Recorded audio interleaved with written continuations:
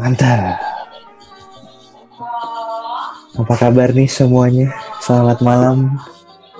Malam. Ada Mas Lesko, Kak Mo, Mas Udin, ada Mas Abeng, Aditya Rizky, Mas Riza, Napster, Boy, Relax Nixby, Kak Ilyas, Dimas, Mas Oldi, Bros, Muhammad Rakatama, Marina Mizo, Mas Mail, Mas Dini, dan Mas Kemal. Siapa lagi Bang yang belum datang dong? Semua? Ya juga. Selamat malam semuanya. Sehat-sehat ya gitu.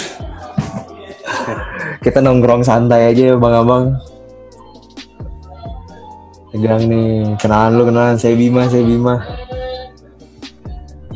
Ada Oli juga di sini membantu. Gue juga ini nih, tahu nama nggak tahu muka nggak tahu nama. Ada siapa ya Bang? Ada siapa ya Bang? Coba gantian.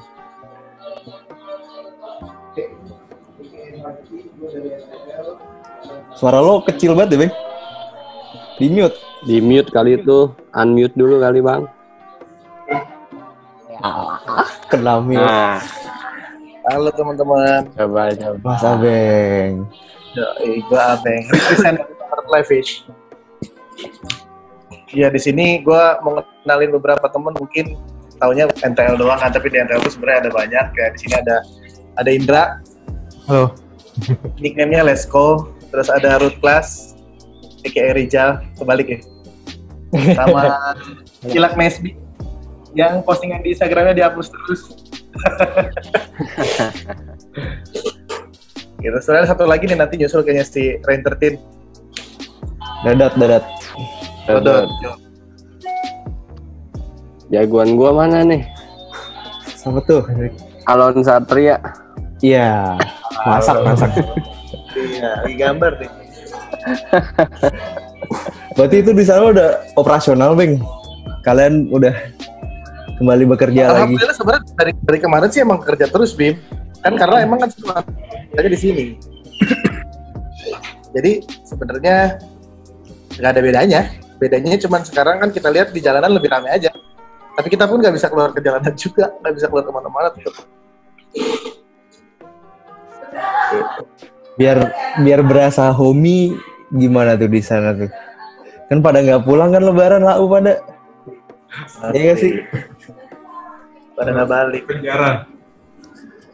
Tapi kita bikin aktivitas seru sih, kayak kemarin kita ada gambar-gambar di depan, terus kemarin kita barbekyuan, ya gambar-gambar bareng, macam bikin aktivitas yang gimana ya Indra? Yang ngisi-ngisi kosong waktu aja sih. Kalau dibilang bosan sih bosan banget. Parah. Lalu. ini tuh pada sebelahan. Kayaknya sih mantul itu. Bener-bener ruangan doang. Mantap. Rame deh. Grogi gua. Ya. Napster masih ke-mute tuh. Emang ya? Napster ke-mute Mas Indra.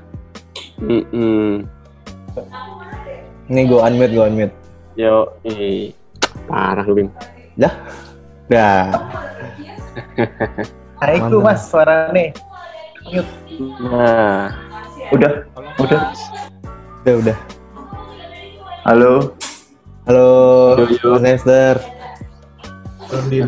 Settingannya emang gelap-gelap gitu ya di ruangan ya? Iya, sengaja nih. Backlight gitu ya. Itu ruangan apa tuh? Kalau di NTL? Belakang lo, Naps. Pensil. Halo Bang Older, Bang Hart. Halo.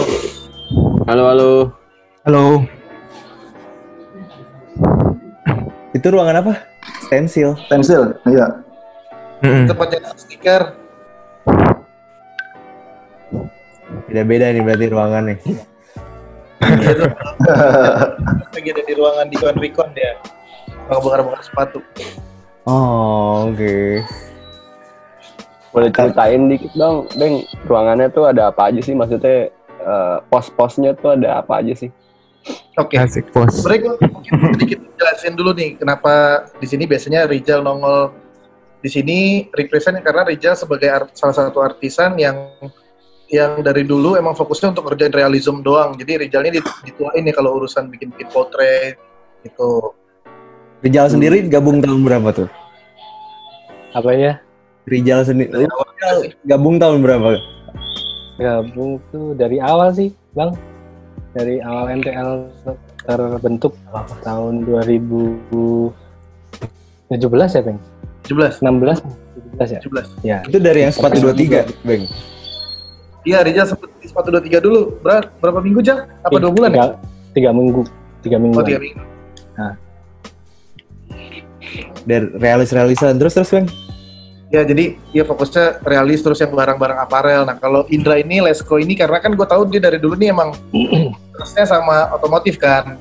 Nah, makanya di NTL ini untuk penempatannya biasanya dia lebih ngerjain barang-barang yang non-aparel. Biasanya ngerjain helm, kalau ada motor yang di custom segala macam kayak gitu-gitu tuh biasanya spesialisasinya Indra. Karena dia tahu dari teknik persiapannya harus kayak gimana, sampai finishingnya segala macam, nah Indra lebih paham. Kan begitu, Indra? Gitu Mas.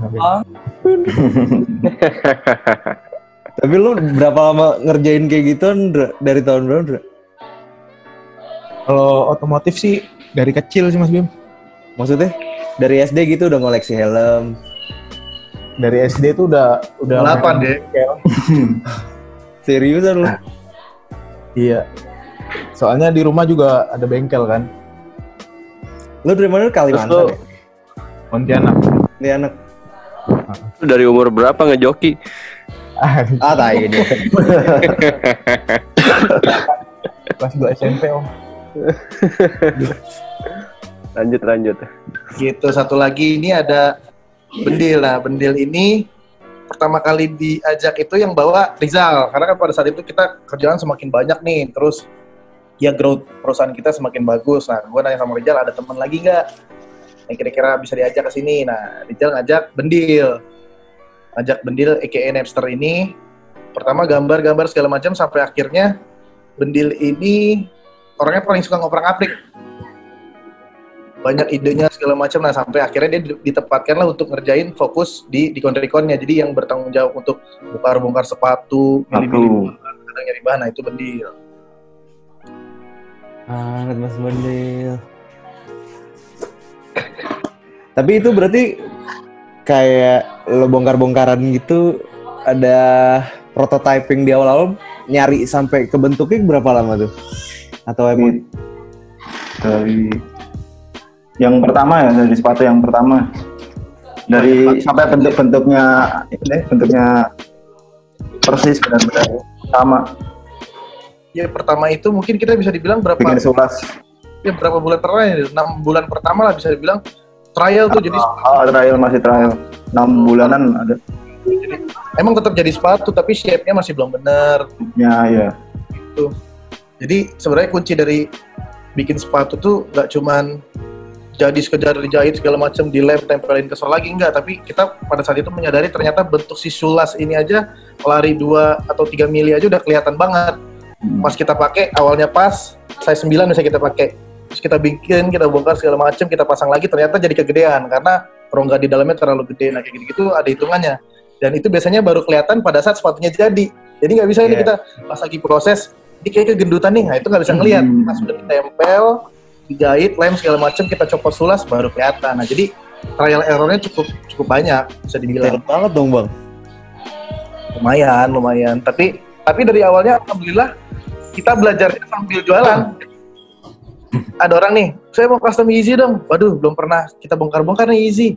Udah nggak apa-apa, coba ya. Kita sambil coba, sambil kita dibayar juga. Jadi kita selalu bilang jangan berekspektasi tinggi dulu karena kita masih belajar pada saat itu. Tapi ternyata customer kita ya senang-senang aja, alhamdulillah.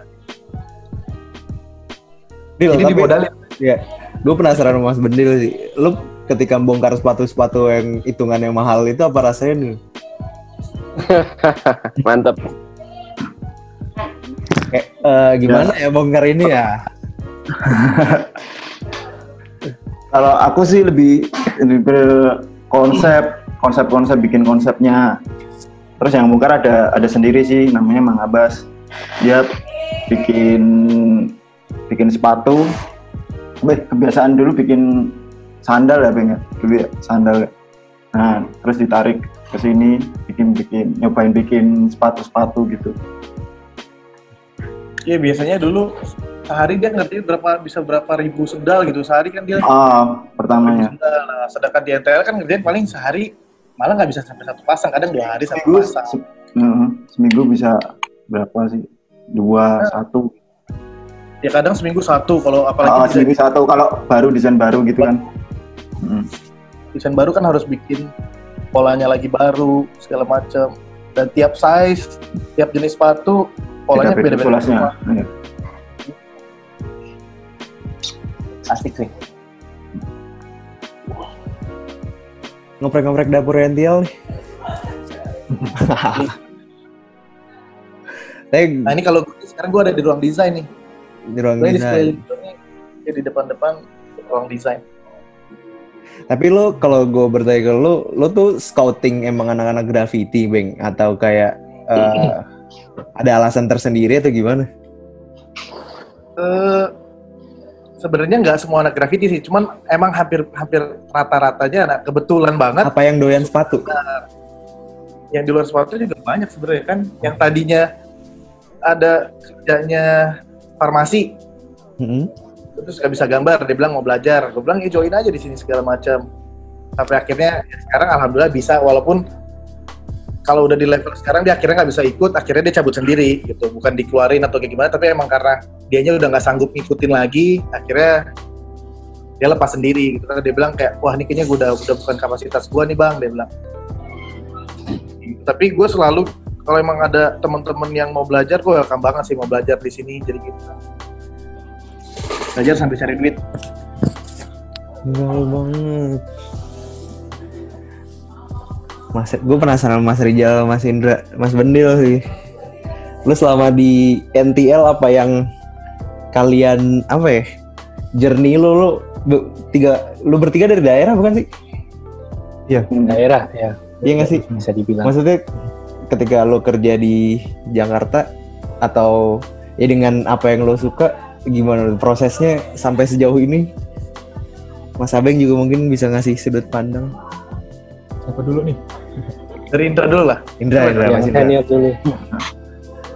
Kalau gue sih awalnya pas 2014 sempat nge-DM akun 123 punya. Kenapa lo DM? Karena gue pengen ke Jakarta Mas Bim. Karena di Pontianak juga udah mulai buka jasa custom juga kan awalnya. Nah, nge-DM 2014 nggak dibales. Nge-DM 2015 nggak dibales kan ujungnya. 2016 gue biarin. 2017 Abeng buka di story yang mau kerja dan serius boleh DM gue langsung gitu. Ya udah gue DM langsung disuruh berangkat tuh. Pengincer banget tuh ya. Asli. Udah nunggu 3 tahun, Bim. Iya sih. Ya, kayak latihan silat bang. Itu dalam lagi dia DM dulu kali Bim, dia DM-nya cuma gini, bang nggak gue balas. Ya.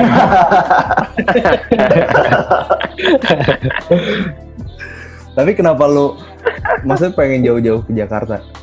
Dit. Karena pengen nambah ilmu sih maksudnya. Kayak kalau di Pontianak kan lingkupnya kecil tuh, orangnya juga yang ketemu itu lagi, belum ada yang regenerasi baru gitu loh. Jadi gue pengen ke Jakarta nih sekalian belajar, dan kalau pulang pun ada yang gue kasih juga ke anak-anak gitu. Lebih mempelajari di sinilah. Kayak tools tuh awalnya gue nggak pernah loh pakai tools mahal. Gitu. Bedanya dari itu doang sih. Kayak pengalaman di sana kan nggak pernah ada tools selengkap kayak di sini gitu. Tapi ketika lo mau berangkat ke Jakarta, wah gue diterima nih. Ekspektasi lo sama nggak pas udah sampai Jakarta sampai sejauh ini lah? Ya kayak proses sih kalau gue bilang. Karena proses juga dari awal nggak berekspektasi bakal gimana-gimana, ya sejalannya aja. banget. Lu berguru sama siapa berarti kalau di Jakarta? Lu latihan silat mulu kan di Pontianak? Apa? Silat. Ada Dodot, welcome Rain 13. Wah iya Mas Dodot. Mas Dodot nih sebagai apa nih Bang? NTL? Dodot sekarang fokusnya desainer untuk merchandise.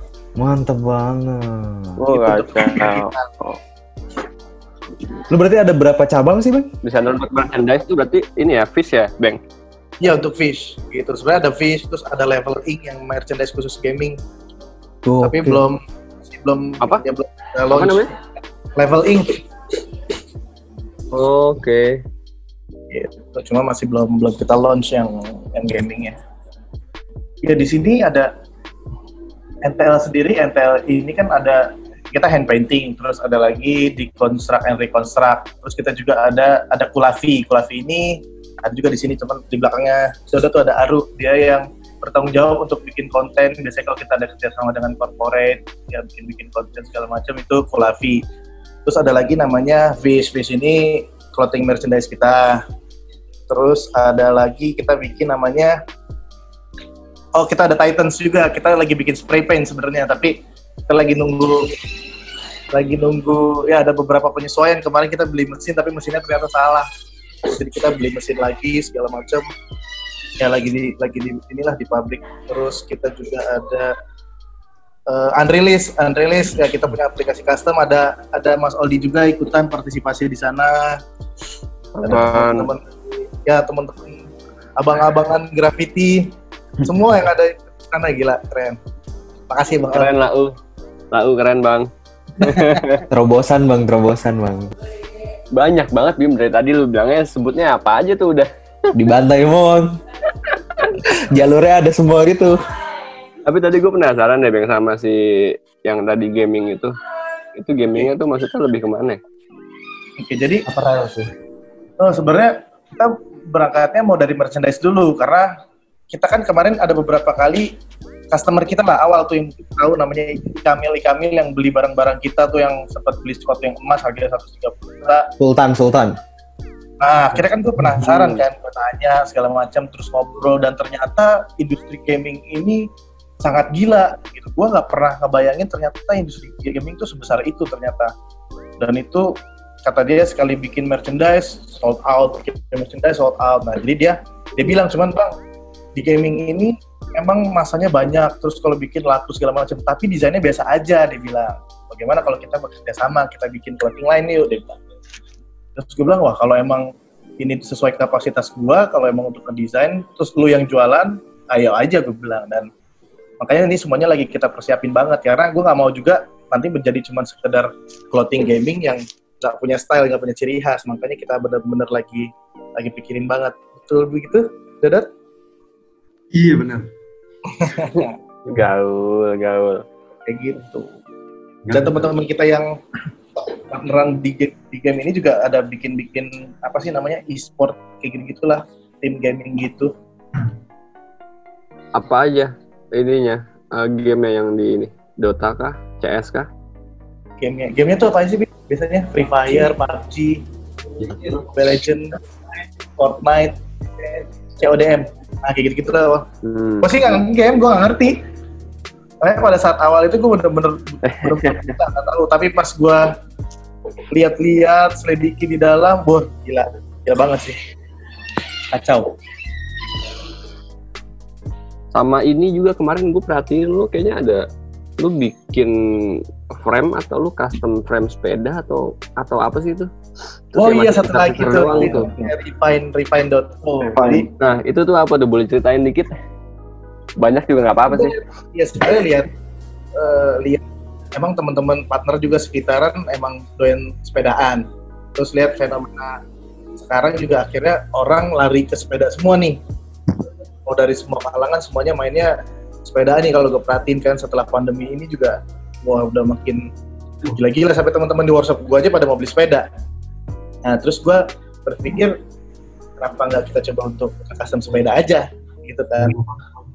Gitu. Jadi benernya kepikiran kayak udah kita custom aja sepeda, tapi emang kita pertama kali ini nge-customnya di Brompton kan gitu, untuk biar teman-teman yang di atas sana melihat kalau NTL ini bisa nge-custom sepeda juga. Jadi kita mau Mantep. ya kan, karena pasti lu ketika beli Brompton udah beli mahal-mahal terus samaan, wah gengsi juga gitu. Jadi ya udah beli Brompton mahal terus di custom, di rewind udah makin canggih, keren kan? Kelas banget lah. Galak banget ya. Asli. Tapi lo sama tim tuh ada inian gak sih? Bareng-bareng kayak regroup gitu, ngobrolin apa yang lagi happening atau bahas apa buat NTL sendiri, seru-seruannya gimana? Aku sih alhamdulillah sampai saat ini positif terus. Ya, cuman emang akhir-akhir ini sempat ada ya sedikit pro dan kontra mengenai kolaborasi kita dengan Ventela tuh. Itu rame juga tuh karena ada yang orangnya suka, ada yang enggak, ada yang bilang, ada yang tiba-tiba sosok ngerti graffiti lah, kayak ini kenapa graffiti walaupun nggak pakai V kan, pakai Y belakangnya, ini segala macam, konsepnya kenapa gini nggak jelas, salah, kayak gitu-gitu banyak lah pro kontra. Kita juga nggak bisa memaksa orang untuk suka dengan desain kita semua kan. Jadi diskusi, hate bang. jadi diskusi kita di situ. Iya, karena ya sebenarnya kan gue emang tujuan gue adalah kan gini, banyak orang yang mau custom gini, NTL tuh setup harga emang cukup tinggi kan. Jadi sebenarnya Gue sambil lihat Instagram lo ya, Ventela. jadi gue pengen bikin orang yang mungkin lu nggak bisa approach harga-harga yang kita setup sekian, kenapa nggak gue bikin kolaborasi dengan brand lokal terus gue jual dengan harga murah biar lu pada bisa nikmatin semua kayak gitu. Jadi tujuan gue yang penting orang bisa menikmati karya NTL dengan harga yang murah gitu. Tapi lu jualnya kenapa di Fizz? Jangkau ya. Iya, ini gue buka pre-order. Oh, oke. Dilari. Jadi kalau ikutan pre-order dapat cashback. Terus dapat voucher diskon dari Fish 20%. Gokil. Tapi gaul banget bang ini bang. Iya. Asli. Ini siapa aja yang ikut serta nih? Kayaknya ada beberapa orang. Jadi sebenarnya kita pada saat kita nge-develop ini, kita ngedesain, hampir semua tim desain ini ngedesain, ngebuat semua desain masing-masing. Nah, tapi gue ngerjain yang ini emang gue berdua sama Bendil. Gue emang bikin patternnya segala macam, shape-shape-nya semua. Nah, Bendil ngebantu untuk buat aset, si tagging di bagian dalam sama untuk di papernya. Dia juga bikin untuk grafitinya untuk di box. Nah, gue graffiti gue adanya di insole.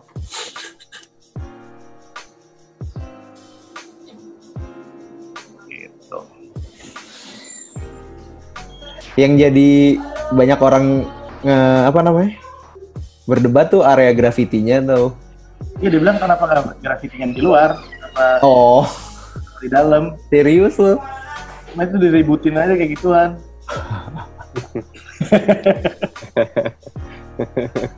Itu masalah selera sih ya. Sebenarnya ada lah beberapa alasan gue kenapa gini segala macam, kenapa gitu. Cuma gue biarin aja orang-orang punya persepsi masing-masing. Gue justru seneng lihat gitu kan. Jadi kedepannya gue bisa bikin karya-karya yang lebih canggih juga. Walaupun sampai kapanpun nggak akan bisa kita bikin karya yang bisa disukain semua orang. Setiap orang punya selera masing-masing. Setuju sih. Kita balik ke pertanyaan yang tadi kepotong. Kayaknya gue nanya apa sih yang gimana dari daerah sampai ke NTL ya? Tadi kan baru Indra tuh yang jawab. Lanjut ke Rizal. Mas Rizal. Ya? Mas Rizal. Nah, jadi ceritanya tuh dulu kebetulan buka dikit nggak apa ya pengen? Oh, dari Jogja dulu ya? Enggak. Abeng kan pas main di Jogja dulu kebetulan, terus kenal Abeng tuh di Drip and Drop dulu. Terus aku ngajakin Abeng gambar. Pertamanya bukan Abeng sih, ngajakin Mas Nick sama Surya, kan nggak bisa jangan tuh kan. Nah terus itu sama Abeng aja gitu. Ya udah ayo gitu, Abeng bilang gitu, kita bikin konsep gambar. Itu tahun baru ya Bang, akhir tahun gitu ya. Tahun baru. Sama Yope juga kita bertiga bikin rilis semua. Yope-nya nyusul tapi nggak kelar. Sampai sekarang gambarnya. Dari situlah Abeng. Terus nggak lama tuh Abeng bikin announce di Line, dulu masih main Line, zaman main Line kan. Yang announce di Line. Aku chat langsung, beneran nih butuh private assistant, aku mau Bang gitu. Langsung suruh berangkat ke Jakarta, ke Depok dulu. Berangkatlah ke Depok. 3 minggu di Depok, terus lanjut CNTL sampai sekarang. Berarti lu Asal tahu sih, enggak tunggu. Sebenarnya tuh sebelum kenal sama Peng, aku ngefans banget sama Peng. Realis pertama kali yang aku search di Instagram tuh Hartertin. apa rasanya tuh langsung gambar bareng tuh pas ketemu? Lumayan sih, dulu gemeter sih pertama-tama ketemu. Beda sih itu aja. Tapi lu berarti ngamatin perkembangan NTL dari awal sampai sekarang dong, Ja? Iya ngerasain banget sih. Dari sudut pandang lo yang keren banget berkembang di situ apa tuh? Aku suka dengan kayak banyak divisi sih, jadi divisinya tambah gitu loh. Dulu kan cuma hand painting tuh awal-awal, terus ada Recon, ntar ada Vis, ada apa lagi ya, ada Kulavi juga, videographer kan, banyak dari sekarang. Besok kayaknya mau buka divisi patung ya Ben. Enggak canda. Crafting patung gue. Ini custom toys ya. Wah, Iya, seru bisa deh custom toys. Kan figure. Berarti ini dong apa? Kayak yang kalau dari versi lo tuh ya banyak divisi tuh jadi challenge atau jadi mainan baru gitu kelihatan. Jadi seru-seruannya banyak. Iya, jadi tambah pengalaman aja sih. Keren Tapi gitu. emang ada kesempatan nge-cross gitu, Bang? Enggak? Atau kayak semisal Rizal Bedil sama Indra ada gambar sepatunya juga atau gimana? Anak-anak semuanya dibebasin gitu, semua dibebasin. Lo misalnya kita dapat project ini, siapa yang mau kerjain itu semua bebas gua. Oh gitu? Cuman, ya jadi cuma kadang ada beberapa teman-teman nggak pede juga. Nah makanya Indra ini fokus di otomotif karena yang lain nggak ada yang berani. Gitu. Di suatu saat akhirnya gue juga harus menantang teman-teman di sini kayak, ya lu masa nggak mau belajar untuk gambar-gambar di barang non aparel gitu. Biasanya gue ya memaksa mereka untuk kayak akhirnya lu cobain. Nah Indra ini yang kira ngajarin mereka, ngasih tahu segala macam, dan sebenarnya gampang-gampang aja Indra, sama aja. Bedanya cuma ya prepare sama ada finishingnya segala macam aja. Step-stepnya lah. Oh, open, seru banget Bang. Formatnya terbuka gitu. Bebas, semua anak-anak di sini paling sering gue suruh jadi model. Biar gratis.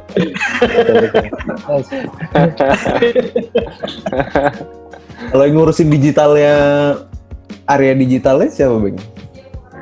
Digital ada tim, tapi biasanya yang handle benar-benar untuk digital kalau sama corporate, nah itu si Kulavi tuh. Oh, yang kemarin foto video itu yang di atas. Nah, terus kalau untuk regulernya adalah di sini ada namanya Mas Abi nih yang biasanya bertanggung jawab sebagai ketua tim desain lah. Oh, berarti konten digitalnya pun udah disiapin planningnya gitu-gitu. Ada semua. Nah, ini ada tadi orangnya di sini ada Mas Bagus, brand strategis kita juga. Jadi canggih lah makanya ini. Gue juga mes sendiri gue kalau gue kadang merenung, gue meratin NTL bisa kayak sekarang gitu loh. Keren loh Bang. Panutan banyak orang loh. Sampai sekarang Bang, NTL ini ada berapa orang Bang? In total kalau sama ya keseluruhan divisi ada 30-an. Itu di luar partner. Jadi kalau sama partner kan ada 40 orang. Partner itu maksudnya apa? Yang saham lah, ada beberapa partner juga gitu ya. Tapi kalau yang benar-benar in-house di sini yang kerja setiap hari datang itu kurang lebih ada 30 orang. Kalau si ini Ben, Bodrex itu yang garap tuh in-house si Kulavi sendiri atau agensi lain? Ya, Bodrex sama Kulavi kemarin. Yang pas pertama tuh Semuanya disikat ya. Garap bang. Oke lah. semuanya semua bener-bener dari jadi Paket, NTL vendor juga Ini namanya studio begini bang. asli. Full package, Terus makin Bang. newsletter ya Iya, tai full package. Full package bang. asli Mau pijat atas bawah ada semua. ada. Bener. Happy ending pokoknya ya. Parah. Arah lu, Bang. Udah berapa tahun bang NTL? 3 tahun. Udah lebih lah berarti 2 tahun lebih. Ya lah, kita dari 2017, boy. Iya 3 tahun. 5 tahun. Hampir 3 3 tahun. September. hampir 3 ya. Agustus 3 tahun. Dan lo lagi bangun itu, lo lagi bangun markas lo sendiri kan? Ya, lagi bangun. Biar Itu punya tempat tanah beli sendiri. rumah kan? Gitu. Jadi karena ini, jadi tahun lalu kita masuk di sini itu kita udah ngerasa kayak wah anjir baru asli bisa tidurnya lega di atas. Setahun kemudian wow udah sempit, udah muat. Gitu. Tapi emang lo butuh storage banyak atau kayak karena penambahan jumlah karyawan? Masih teman-teman yang terlibat? Storage merchandise sih Bim, itu parah banget sih. Parah sih lo butuh gudang sih kalau merchandise sih. Sekarang tuh bener-bener sampai akhirnya gue tadi kita nggak kebayangin stok loh. Jadi kayak oke udah bikin desain, produksi pada datang. Shit nih butuh ruangan gede banget ternyata buat produksi. Sedangkan gue udah mau masuk season kedua kan. Season pertama kan ya barang masih ada juga beberapa. Itu kayak kita udah bingung mau nyimpen di mana. Belum lagi nanti ada Titans kan. Kita kan mau buka ada offline store juga, rencananya kita mau jadiin satu semua sama kantornya. Jadi emang mesti bangun tempat yang lebih gede lagi sih.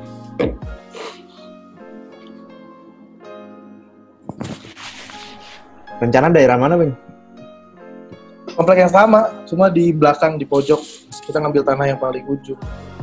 Oh gitu, gol banget bang. Tadinya tuh ya rencana awal kita kan bikin 3 lantai.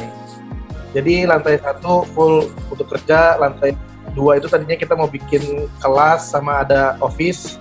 Lantai 3 tadi buat tempat anak-anak tinggal sama tempat buat nyantai lah, ada games room, ada tempat buat barbekyuan segala macam. Nah, jalan 6 bulan planning kita itu udah berubah Bim. Akhirnya di lantai 2 ini berubah menjadi kantor dan storage-nya kantor. Lantai 3 itu untuk menjadi storage sama ada beberapa ruangan untuk ada games room tetap, terus sama ada beberapa ruangan. Gue bikin ruangan buat main resin, studio buat main-main acak-acakan lah. Nah akhirnya tempat tidur anak-anak nggak bisa di lantai 3, jadi semua full. Nah ini teman-teman artisan semua di sini sewa rumah lagi, jadi khusus tempat khusus tinggal. Jadi di sana full untuk bekerja nantinya gitu. Keren banget lo bang. Gaul banget. Pada.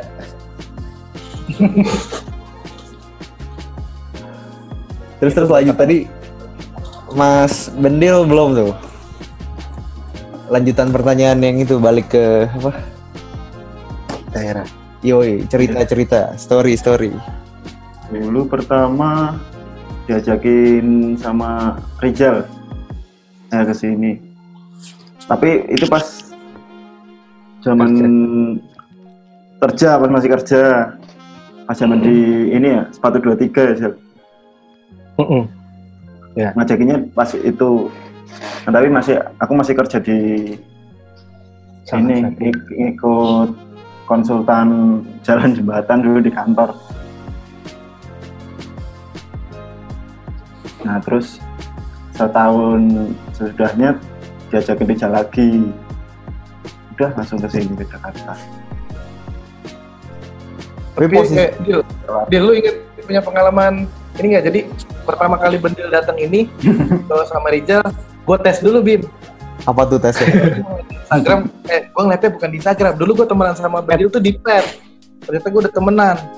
Oh ini orangnya. Oh gambar letternya cakep-cakep. Ngeri bang. Gue sama Rizal, tapi dia belum tentu bisa gambar di dompet atau di tas. Gue kasih dompet gue Bim. Jal, coba kasih si Bendil nih, suruh gambar. Hancur dompet gue.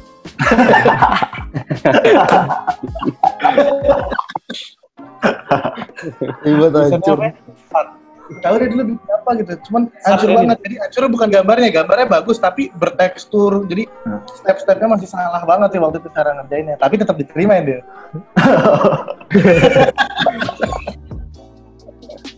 Gokil. Berarti masing-masing pun di sana juga punya historinya sendiri-sendiri dong.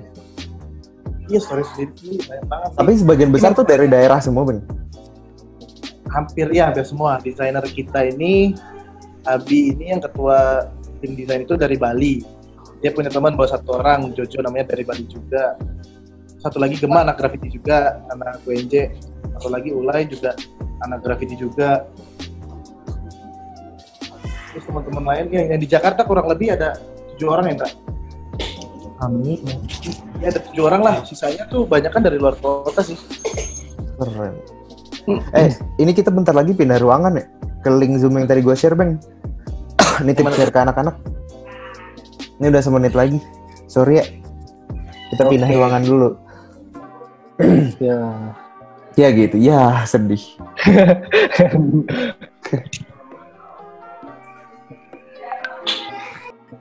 Mas Rijal, gaul sekali. Lo dari Jogja kan aja? Sebenarnya tuh aku aslinya Purworejo. Purworejo Purworejo tuh masih masuk Jawa Tengah, cuma ke timur dikit Jogja. Jadi mainnya ke Jogja sering. Gambar sama anak-anak juga, bukannya foto ya? Lo awal-awal bukannya foto ya? Apa gue salah? Foto video nggak situ, Jang? Bukan ya? Bukan. Itu siapa ya? Beda Rijal, Bim. Oh, beda Rijal, sorry. Nggak bisa gang kamera aku, Mas. Iya bener. Berarti gue penasaran sama kalau bedanya sepatu 23 sama Ential apa aja? Nah, nanyanya ke Rijal nih, bukan ke Abeng. Gak apa-apa. Apa ya? Bedanya tuh kayak apa ya? Bisa dibilang lebih terorganisir sih. Kayak contohnya tuh kalau di sepatu 23 kan dulu Abeng yang ngurusin marketing, Abeng yang ngurusin pengiriman barang, yang ngurusin masih one man show. Ya, kalau di sini kan ada masing-masing sendiri lah. Marketingnya sendiri, PR-nya sendiri, ntar ada bagian masing-masing gitu. Dan lebih disiplin. Menurut lo, Jal, sosok yang ngasih pengaruh besar di NTL sih, Jal? Waduh. Kalau lo lihat prosesnya, lo ikut bareng Abeng dan kawan-kawan. Semua sih yang paling ngaruh sih si Abeng. Sebenarnya aku bisa bilang si foundernya ada namanya Mas Dondi kan. Mas Dondi dan Abeng tuh yang paling berpengaruh sih bagi saya sih. Develop ke arah idenya atau secara emang permainan dan apa? Jadi dari masing-masing mereka tuh Abengnya yang ngaruh ke idenya, si Mas Donnya yang ke jualannya gitu, ngatur semuanya gitu. Pergaulan, mantep banget. Otak kanan, otak kiri itu ya. Yoi. Ya kayak gitu, hampir seperti itu. Dexter Robin. Iya tapi si Mas Don ini emang kalau gue bilang orangnya paling jago cari peluang dan hampir semua peluangnya tuh benar-benar dimanfaatkan dengan sangat baik. Wah, move-nya pokoknya semuanya canggih lah. Pokoknya intinya ketika kita punya ide, ketika gue diskusi segala macam, Bang, pokoknya lu siap, yang penting produksi anak-anak semua siap. Nah itu pasti jalan sih. Ya sempat ada beberapa ide juga kita bikin yang nggak jalan juga banyak juga gitu karena produksinya nggak sanggup. Membaca peluang tuh maksudnya buka peluang bisnis atau kayak jualan ke klien, NTL bisa diapain gitu? Misalnya gini, misalnya ya contoh kayak dari awal-awal kita punya konsep untuk, kita kan ngeliat juga di Contricon ini kan dibikin sama Suserjon pertama kali kan, bongkar-bongkaran sepatu ini kayak kita tadinya nggak ada keberanian juga semua untuk, cuma kita bikin sesuatu yang benar-benar bisa dikerjain, bisa digarap di sini. Ya awalnya emang benar-benar dicetusin bareng-bareng sih gitu. Terus untuk yang lain-lainnya sih kayak untuk aplikasi juga segala macam kayak gitu Bim. Jadi ya emang harus berinovasi terus juga kan, paling enggak. Kalaupun karena gini, orang yang bisa custom tuh banyak. Mungkin semua yang ada join di sini ya pasti bisa ngegambar custom di barang-barang sepatu, di apparel, bisa.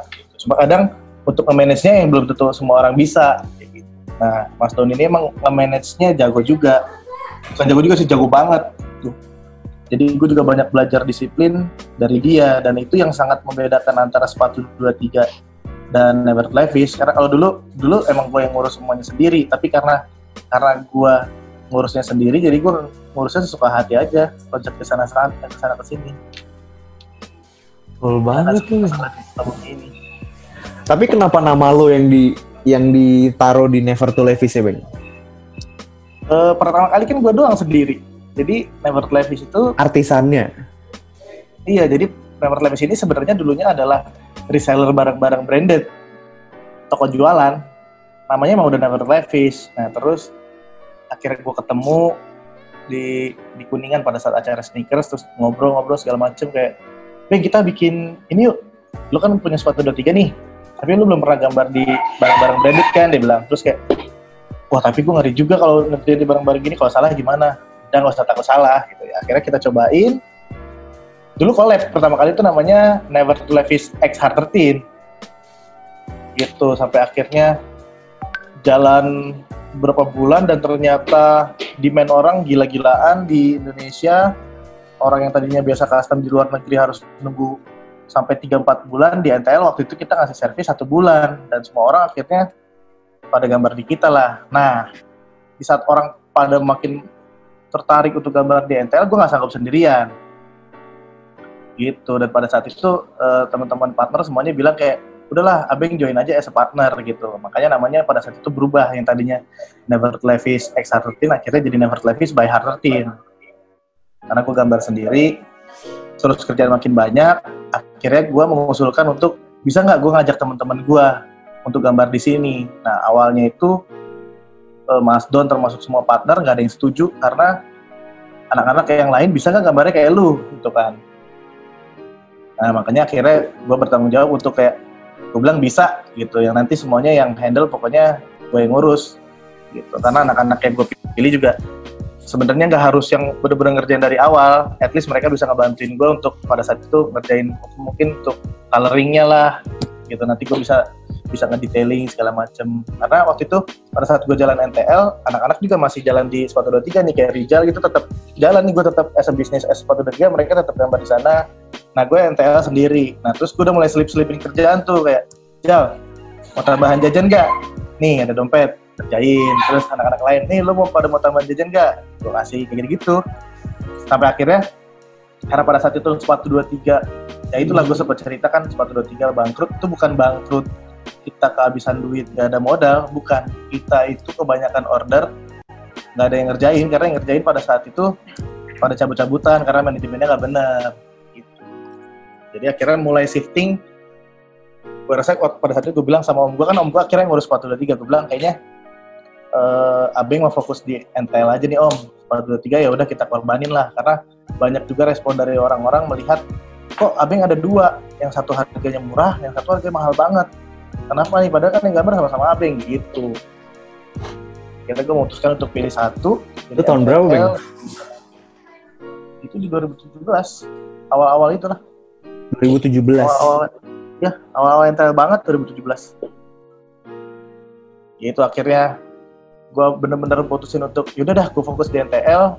Nah, terus gue diskusi sama Mas Don, yaudah deh gimana kalau kita sewain workshop, nanti anak-anak gue bawa ke sana. Ya udah akhirnya disewain workshop. Di workshop pertama kali cuma isinya berempat ya kalau nggak salah. Iya, berempat. Pertama kali itu berempat, gua, Rijal, Indra, sama Acil.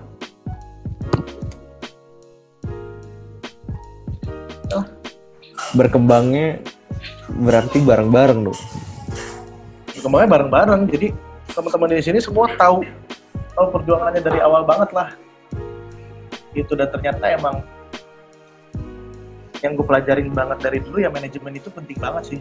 Saling support satu sama lain juga itu sangat penting. Tapi manajemen dalam berbisnis itu ya emang jadi kunci utama juga. Nggak muluk lu harus jago gambar gitu. Tapi lu nggak mikirin manajemennya seperti apa. Tapi itu harus didukung dengan sangat baik sih.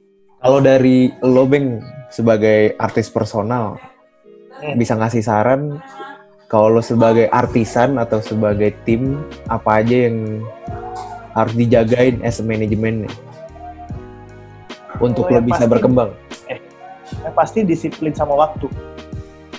Dan idealis itu penting. Tapi ketika lo berbisnis, ya lo harus juga bisa membagi antara idealisme lo dengan sisi komersilnya. Jadi mungkin gini, banyak juga yang awal-awal bilang, ya lu kan tapi gambar bukan dengan style lu sendiri gitu kan, tapi ya lu pikirin lagi. Makanya di Entel ini kan orangnya juga ada banyak segala macam, kita gambar juga berdasarkan kadang as a request client, tapi perjalanan yang kita lakuin adalah di setiap beberapa gambar kita mulai selip-selipin unsur-unsur graffiti style-style kita masing-masing, sampai sekarang ya banyak klien kita juga akhirnya, yaudah deh pokoknya terserah kalian desainnya kayak gitu-gitu. Jadi emang prosesnya panjang, nggak bisa juga untuk menjadi sesuatu brand yang besar tiba-tiba lu nongol, pokoknya gue mau gambar dengan gambar gue doang gitu. Gue kan bukan Older Plus atau bukan Darbot gitu. Mereka juga kan perjalanannya udah sangat panjang banget, Bim gitu, Bim. Lu juga 3 tahun juga lumayan panjang, Bang. Bener, kalau gue kan custom juga sebenarnya dari gue SMP itu kan gue udah mulai custom sepatu kan. Itu jadi banyak juga yang kadang DM gue nanya, gue paling gak suka ketika orang mau memulai berkarya langsung mikirin, bang cara jualnya gimana? Itu gue paling gak setuju tuh, Bim. Karena maksud gue, tujuan lo mau berkarya berarti lo mau nyari duit gitu. Kalau gue dari dulu ketika gue mau bikin karya ya gue fokus berkarya gitu. Ketika gue nanti ada karyanya yang mau beli atau ada siapa interest mau dipakai desainnya di baju atau segala macam kan, ya itu menjadi bonus aja, itu urusan nanti. Pokoknya gue fokus berkarya, ada yang beli syukur, nggak ada yang beli ya udah, yang penting gue tetap happy. Kalau gue bertanya gimana cara lo menjaga teman-teman lo dan teman-teman lo untuk tetap berkarya secara idealis juga gimana, Ben? Dan teman-teman juga bisa jawab sih yang lain masing-masing. Kita tuh selalu ngebebasin gitu. Jadi teman-teman di sini emang mereka punya jadwal tersendiri masing-masing. Makanya kadang orang yang diperbanyak ini biar kerjaan semakin banyak, tapi waktu mereka untuk melakukan kebebasan mereka sebagai artis juga mereka punya gitu. Tapi kadang mungkin bisa ditanya sendiri sini nanti sama Rizda sama Indra. Mereka selalu kadang dikasih kebebasan, tapi kadang mereka sendiri mau gambar, mager udah gitu-gituan aja istirahat. Kadang gitu juga. Jadi emang kadang kitanya udah support, tapi kadang pribadinya masing-masing juga capek bang, mager gitu. Tapi kalau lagi nafsu semua gila. Tapi intinya sih kita selalu saling support aja sih, Bim, saling ngingetin, saling support. Kayak ayolah lu gila gambar di barang customer mulu, nggak mau gambar di tembok kayak gitu, nggak mau bikin karya sendiri. Mantap, bikin pameran dong NTL. Exhibition by NTL. Pas ini Bim, kita emang pengen pameran pas opening workshop baru. Semuanya jadi ngasih karya masing-masing gitu. Iya, jadi nanti semua artisan NTL bikin karya, sama nanti gue ngajak lo juga, ngajak teman-teman Gardu, karena gue pengen pameran di workshop. Betul banget tuh, men. Membanggakan banget. Yang lain gimana? Cara menjaga untuk tetap idealis berkaryanya? Dil, coba Dil. Gimana ya?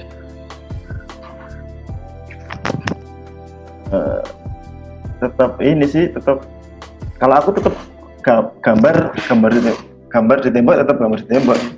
Pulang ke rumah juga sama, tetap gambar, tetap ngelakuin ngetur gitu ke Semarang, ke Jogja gitu-gitu. Tetap kalau gambar masih disempetin dong. Kemarin lo bikin terakhir tuh itu dari cupboard ya, apa? Kardus ya? Iya, dari kardus. Kardus layering gitu. Gol banget itu, Bang. ngeri. Keren itu. Karena banyak banget kardus Bim di sini, kardus nggak kepake. Jadi sebenarnya ya pertama kali itu gue ngeliat ada beberapa seniman di Facebook, terus gue ngeliat, wih Om Age bikin dari kardus ini. Terus gue kayak, wah ini kardus banyak banget, gue bikin juga gitu. Cuman gue emang bikinnya di kardus sepatu kan, makanya biar beda sama yang lain, gue bikinnya di kardus sepatu yang gue buka, gue gambar, gue bikin Jordan karena kebetulan itu di box sepatu Jordan. Dan ternyata itu menginfluence banyak orang. Akhirnya orang-orang banyak ikutin juga. Jadi, wah ini ternyata pesan positif juga nih. Karena lagi pandemi kemarin juga nggak bisa kemana-mana segala macam. Bikin kayak gini, ternyata orang-orang jadi pada mau berkarya nih. Akhirnya, ya udah bikin segala macam dan teman-teman semua di NTL akhirnya ikutan semua bikin. Seru. Betul banget. Mas Indra gimana? Mas Indra dan Mas Rijal.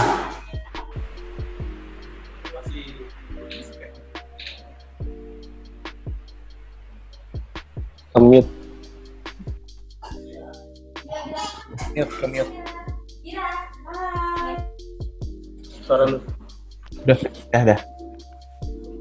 Kalau gue masih ngumpulin sketch sih sampai sekarang. Sama PR Toys ya? PR Toys. Keren. Sketchnya ngeletek lagi. Ya, kok gitu?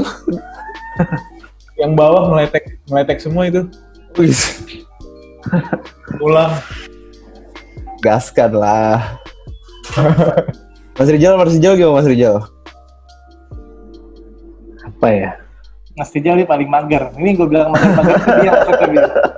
Ini pengen ada penyangkalan sedikit sih sebenarnya. Oke, siap. Bukan mager. Kayak aku tuh masih kayak nggak suka dengan diri yang sekarang, maksudnya gambarnya tuh belum nemu yang style patenku gitu loh. Aku pengen punya style yang paten gitu aja.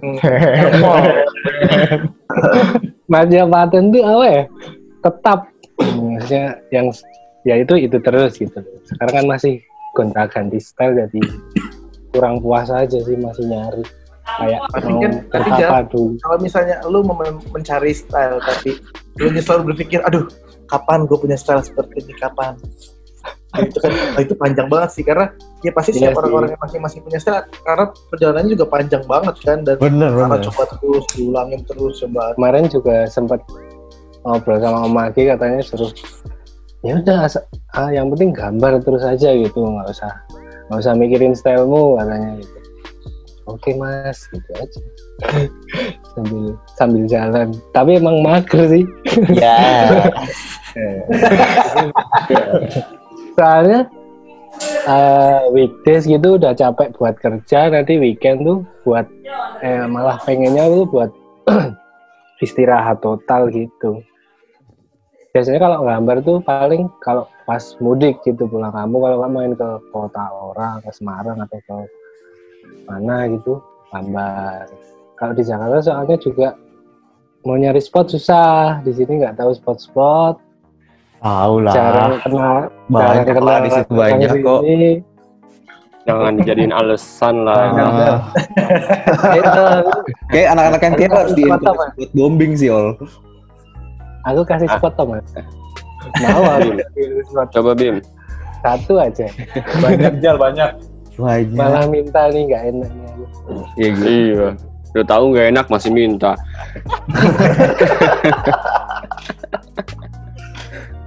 Ini udah sesi tanya jawab belum sih? Udah sih, ini udah dibuka, yang lain kalau mau bertanya dan menjawab. Yang lain kalau mau bertanya. Mas Dodot tadi nggak ikut lagi. Ada Mas Baron dari Lombok ya? Gue mau nanya dong. Halo Mas Baron. Buat Mas Bim dan Mas Oldi nih. Kan kalau jadi lu yang nanya gue. Iya deh, kenapa sih? Apa dong? Boleh. Apa tuh? Kalau ngelihat perkembangan style nih kan berubah nih. Padahal dari jangka waktu yang deket banget tuh. 2014 gimana, 2016 gimana, 2017 gimana. Style siapa? Keduanya nih. Mas Oldi. Mas Oldi dan Mas Bima. Kalau gue ngelihat kan stylenya tuh ada kayak, oh ini ketahuan loh ini yang bikin Mas Bima, Mas Oldi gitu loh, mempertahankan itu. dari dulu sampai sekarang tuh gimana? Oldie sih. Duluan Bim. Ya, lempar-lemparan apa sih? Mungkin kita tahu dulu levelnya.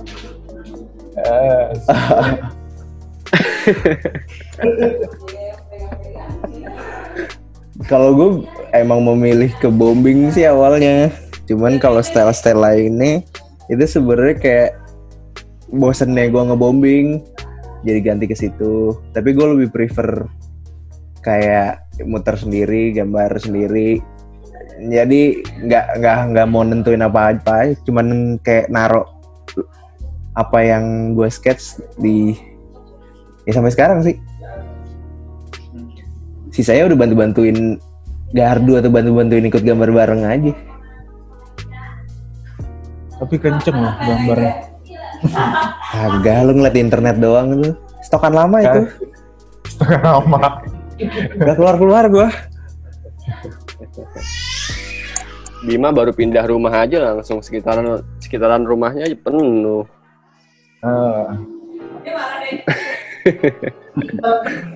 Soalnya Bima sama Mas Paul kan udah berkeluarga kan, seorang artis.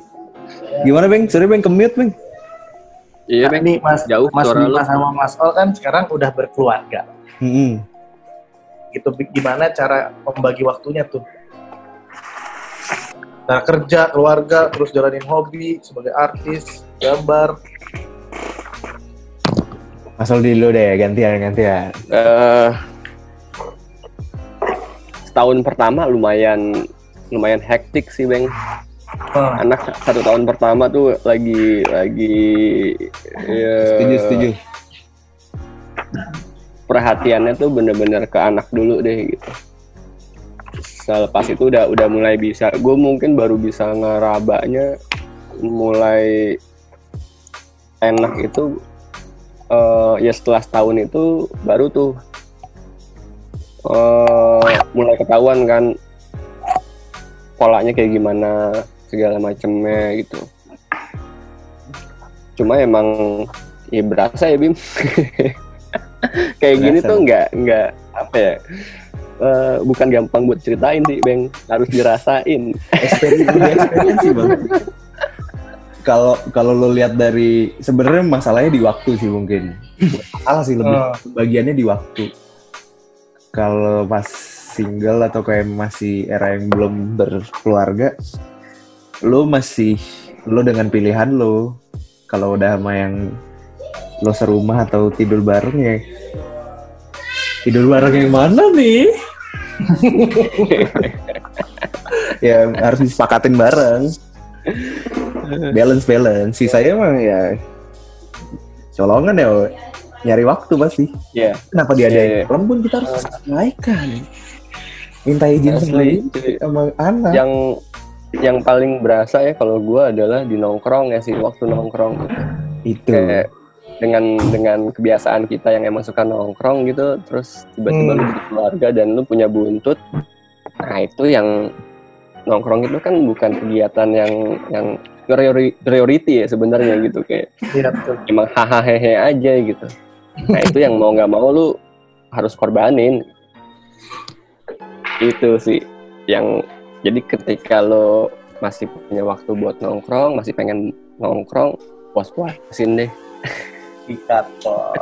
Puas-puasin dalam artian yang baik sih, maksudnya kayak lo harus fungsiin dengan baik sih Bang. Gesek shiftingnya soalnya berasa, dan menurut gua penerimaan orang beda-beda sih reaksinya gitu. Setuju. Apa yang dikorbanin tuh bisa ada yang kecil, bisa gede, tinggal ngaturnya aja sih. Kalau di gue gitu aja. Jadi kalau mau nikah gitu aja. Halus emang dia Jal. Bang dulu aja deh.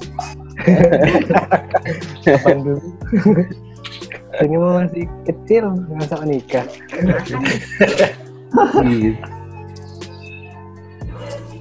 Ini ada Gema juga nih. Gema salah satu desainer retail juga nih yang tengah. Oh. Gema. Satu ruangan sama itu ya, sama Dodot ya, Mas Gema. Halo, Mas Gema. Halo. Mas Gema sebagai apa nih? Tadi apa? Desainer. designer. Desainer lebih ke apa nih? Ilustrasi deh. Kita ngedesain, kalau gua pribadi lebih ke arah ilustrasi misalkan kayak buat klien-klien reguler atau korporat yang berhubungan sama ilustrasi bisa dikerjain sama gua gitu. Mantap banget. Orang desain, ilustrasi. Tapi di atas lo ada lagi yang ACC atau kayak diskusi tentang Ada Mas di Mas Abi tadi yang dari Bali itu tadi. Oke. Itu. Keren banget. Gue bayanginnya tuh kayak lo masuk satu ruangan, pintunya banyak bang, pintu mainnya. Ya ampun. Asli. Gue prediksi lama-lama ntar buka bengkel bang. Nah bengkel sepeda, apa bengkel motor. Asli. Bengkel sepeda sih. Bengkel sepeda. Tapi kalau si teman-teman di NTL yang mendevelop produk masing-masing diperbolehkan bang? Boleh. Kayak punya project personal atau kayak digabungin gitu? Misalnya gini, kalau mereka ada project yang bersifat personal tapi gini, misalnya Indra dapat kerjaan custom sepatu. Nah karena itu di NTL service-nya ada, biasanya nggak boleh. Tapi kalau misalnya ada project personal, misalnya Indra untuk kerjaan project personal dia sebagai ya artis ngerjain di mana ya, misalnya kemarin ada apa sih yang kemarin itu bilang project Super Art Fest. Gitu Super Art Fest segala macam, itu dibebasin segala macam kayak gitu. Terus dia maksudnya mau bikin karya apa segala macam dibebasin. Tapi kalau yang bersifatnya services yang ada di NTL, nah itu biasanya kita nggak boleh. Masuk akal sih. Iya, kalaupun nggak competing ya, berarti nggak competing ya. Karena nantinya bakal ribet sendiri sih. Nggak sehat kalau misalnya digabungin sih. Ya, kalau emang lu dapat project, lu mau menghandle sebagai caretaker-nya itu boleh. Misalnya gini, bang, gua ada project ngerjain graffiti di sini. Nah, sebagai caretaker boleh. Gitu, tapi tetap kita manage bareng-bareng. Kalau emang ternyata, karena gini, gue pengen temen anak-anak di sini juga pengen pakai rate-nya NTL gitu. Jadi jangan sampai nantinya ketika, kemarin gue bisa ngerjain langsung sama Indra, harganya cuma sekian. Gitu. Ngerusak sistemnya ya. Iya. Jalur kolong. Nggak ada tuh ya, jalur kolong gitu nggak ada ya. Pintu belakang bang. Tapi kalau emang biasanya kalau ada beberapa teman-teman segala macam, kalau teman-teman dekat segala macam itu sih nggak apa-apa. Tinggal ngetos. Masalahnya kan gini, Bang. Maksudnya mereka kan tinggalnya di sana mostly ya gitu. Mau ada kerjaan-kerjaan sampingan gitu kayak nggak mungkin dibawa pulang. Maksudnya nggak mungkin nggak ngerjain di sana kan. Pulangnya di situ juga bang. Gimana dibawa? Benar. Tapi gini juga sih Mas, kadang lagi misal ada kerjaan di luar, tapi kerjaan di sini banyak gitu loh, handle sama ngebagi waktunya itu loh yang rada bingung. Ya, jadi kadang dia cari misalnya dapat kerjaan di luar, di workshop ini kerjaan banyak aja kan lu kerjain gitu misalnya kan, apa jadi kerjaan di luar lagi. Kecuali kalau memang loadnya udah terpenuhi. Nah, apa? Konektor kan. Misi bang, boleh nanya gak bang? Boleh Mas Kemal. Ini gue kenalan dulu ya bang, gue Kemal dari Jakarta. Sekarang di Jogja gue kerja sebagai 3D designer. Gue udah ngikutin Bang Older sama Bang Hartu dari zaman SMP apa SMK gitu. Sekarang gue udah kerja. Kayak gue mau nanya dong bang, kan kita udah Bang Hart nih atau Bang Older kan udah berkecimpung lama ya bang di bidangnya gitu. Kayak ada gak sih di satu titik ngerasa art block gitu, ngerasa jenuh gitu, dan itu wajar gak sih ngerasain jenuh atau kita bingung nih kita mau gimana lagi improvein art kita tuh mau kemana lagi atau kayak gimana lagi? Itu satu ya bang, itu satu, kayak wajar gak sih jenuh sama art kita atau kita bingung nih gimana lagi untuk improve gitu. Yang kedua, gue mau nanya ini bang, kayak gimana sih bang cara dapatin sisi tengahnya? Kan kita kan sebagai desainer kan bikin desain untuk klien gitu kan. kayak ya kita lakuin itu untuk kebutuhan kan, kita pengen hidup kan butuh pemasukan gitu, butuh penghasilan, ya udah kita kerjain. Cuma kalau itu terlalu banyak kita juga jadinya exhausted gitu, capek gitu. Nah di sisi lain kita dapat kebahagiaan dari bikin karya kita sendiri gitu.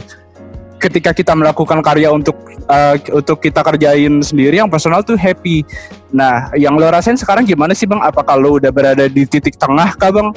Tengah antara seimbang antara komersil iya tapi idealis iya gitu, kayak itu kedua gitu, kayak gimana sih dapetin sisi tengahnya antara idealisme lo tapi komersilnya juga ada gitu, tapi itu juga menghidupi lo gitu sih Bang.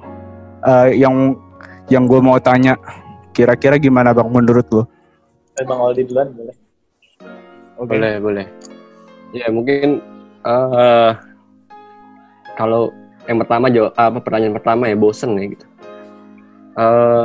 Justru sebenarnya kalau ini nyambung dari tadi apa yang ditanyain Inta juga sebenarnya gitu. Kayak kenapa sih lu kok bisa perubahannya tuh ada gitu ya, salah satunya karena bosen ini. Gue tuh lumayan bosenan tipikalnya gitu, kayak lu bikin sesuatu terus udah nyampe titik yang pasti gue kalau bikin sesuatu tuh ada titiknya yang emang gue mau bikin ini sampai sini gitu. Contohnya kayak misalnya gue dulu belajar animasi, belajar 3D, belajar software 3D, gue cuman pengen bisa bikin karakter gue di 3D-in. Udah sampai situ doang gitu. Ketika itu udah sampai titiknya, gue nyoba di animating dan lain-lain. Setelah gue tahu prosesnya kayak gimana, gue tinggalin gitu karena ibu ngerasa udah penuh nih gitu. Ya udah gue bikin lagi yang baru gitu. Kalau lo merhatiin dari awal yang gue gambar, mungkin gue sempet gambar karakter juga gitu, sampai sempat bikin donat juga, itu semua ada karena emang gue bosenan gitu. Jadi kalau lu tanya bosen itu bagus apa enggak, menurut gue sendiri pribadi sih lu harus punya rasa bosen itu sih, karena ketika lu bosen jadinya lu bakalan nge-develop something fresh gitu. Jadi itu yang jalan gitu. Iya, lu nyari solusi baru gitu untuk gimana caranya supaya lu ngerasa nggak bosen lagi, supaya fulfilling lagi gitu. Itu yang gue lakukan selama ini ya. Mostly bisa gue bilang si bosen itu tuh penting banget. Gitu. Lu dulu pakai aplikasi apa Bang bikin 3D atau animasi kalau boleh tahu? 3D Max dulu gue belajarnya.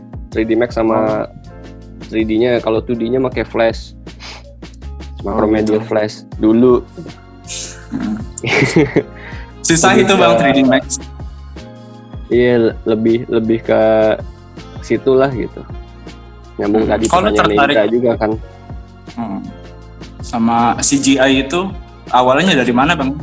Tertarik sama CGI 3D itu? Emang gue ngambil kursus dulu. Gue ngambil kursus animasi. Itu doang sih. Oh gitu. Kalau pertanyaan kedua, menurut gue Abeng lebih relate sih, lebih bisa menjelaskan, lebih bisa sharing banyak. Oke. Makasih Bang Molder. Ya mungkin kalau yang satunya udah dijawab lah sama Mas. Hampir sama juga, karena ya kalau lu merhatiin dari dulu juga ya sama. Pokoknya dicoba karena penasaran, ngeliat ini segala macam, kita pengen coba sampai akhirnya. Gua ngerasa pun sampai sekarang pun ya gambar gua masih butuh banyak banget pengembangan lagi, karena kalau kita ngeliatin selalu perkembangan artis-artis di luar juga, mereka selalu develop. Yang tadinya mungkin 5 tahun lalu mereka seperti apa, sekarang kita lihat udah seperti apa, udah berubah juga. Jadi emang seniman itu juga jangan cuma berada di satu titik terus lu nyaman, terus lu stop nggak mau berkembang lagi. Lu harus berkembang terus, dan rasa bosan itu pasti ada terus, pasti ada, akan selalu mengikuti. Apalagi ketika lu bikin karya satu, besok udah bikin karya apa lagi ya. Nah kadang lu pengen bikin berusaha yang lebih bagus dari kemarin, pasti lu akan develop sendiri. Oh iya. Kalau pertanyaan nomor 2, sebenarnya ini harus dijalanin. nggak bisa ketika lu mau memulai lu langsung ya bikin karya yang langsung seneng tapi bisa dapat duit gitu. Itu ada prosesnya sih. Jadi kalau emang lu bekerja sebagai desainer terus ngerjain desain dari klien lu, ya lu kerjain aja, lu nikmatin. Lu bisa mulai sisip-sisipin, mungkin misalnya lu punya style, cara stroke garis lu seperti apa, lu mulai sisip-sisipin aja, lu masukin di karya lu sampai akhirnya nanti lu akan gak sadar kalau ternyata style lu udah mendominasi daripada artwork lu sendiri gitu. Jadi kadang lu juga udah ngeliat kayak ternyata, ternyata secara langsung ngebentuk style gue sendiri nih, sampai akhirnya nanti mungkin orang akan minta benar-benar sesuai dengan style lu sendiri gitu. Cuman emang kalau awalnya prosesnya ya panjang, nggak bisa juga lu memaksa klien lu untuk memakai style lu gitu juga. Jadi emang tujuannya ya banyak lah gitu. Tapi emang biasanya beberapa seniman, beberapa desainer yang desainnya pure langsung bisa diterima oleh klien itu prosesnya pasti panjang banget. Gitu. Karena klien juga nggak semudah itu menerima, kayak lu siapa, lu tiba-tiba bikin, masa gue mintanya apa, lu ngertinya dengan benar-benar tertarik dengan gaya lu kan, gue maunya kartun, kok dibikinnya realis gitu, belum tentu semua orang suka juga, kayak gitu. Walaupun bagus ya, cuma belum tentu match sama apa yang klien mau. Makanya kalau gue sebenarnya karena gue di NTL ini mengobatinya adalah di sini tuh senimannya, desainernya banyak, jadi ketika proyeknya kayak gini, serahinnya sama Gema nih karena ilustrasi, atau mungkin ini kayaknya harus lebih ke potret, kliennya suka potret, gue yang ngerjain kayak gitu. Terus ternyata gayanya sukanya letter, yang ngerjain anak-anak yang doyan jagonya letter kayak gitu. Jadi ya NTL tuh enak, semuanya bisa disalurin. Jadi walaupun kita kepalanya satu, tapi cabangnya di bawahnya banyak. Jadi ujung-ujungnya semuanya intinya kita bisa salurin semua, dan di NTL itu klien tuh lebih gampang menerima itu enaknya. Jadi kita beberapa kali kerja sama dengan klien jarang banget lebih enak deh gitu. Jadi kayak benar-benar klien kadang bilang NTL bisa bikin apa? NTL punya artis ini bisa bikin ini. Mereka tuh bebas pilih kayak katalog jadinya. Gitu. Sampai si kliennya itu ini ya kayak udah percaya gitu, kayak sama si NTL ini produknya bakal bagus gitu. Apapun itu. Iya, karena kalau di NTL itu kita bukan cuma ngejual dari, misalnya kita ada orang yang mau hand painting 50 biji gitu. Yang kita jual tuh bukan cuma hand painting 50 bijinya doang, tapi kita bisa menciptakan, kita bisa bikin exposure di mana ketika lo meng-custom di NTL, kita bisa bantu promosi, kita bisa nge-boosting dengan banyak satu bungkus lah, buat zaman sekarang satu bungkus sudah. Gitu, jadi kadang corporate itu bukan melihat lagi cuma outputnya doang, tapi how to sell aja, banyak banget. Dan enaknya kerja bareng-bareng, kalau menurut gue seperti itu sih, karena banyak juga mungkin orang yang ngomong, kerja bareng-bareng jadi gak enak nih, gue gak bisa. Idealisnya terganggu ya? Kayak gitu. Tapi padahal adaptasi itu penting ya Bang, kooperatif itu penting ya? Betul. Oh gitu, ya udah nih terakhir ya Bang, kayak apa ya? Sebenarnya gue malah jadi terima kasih Bang, karena 3D designer ini kan gue sekarang udah mulai bikin art yang dipakai pulpen gitu. Akhirnya jadinya pemasaran gitu. Kayak gue marketing, gue bikin 3D dari baju gue.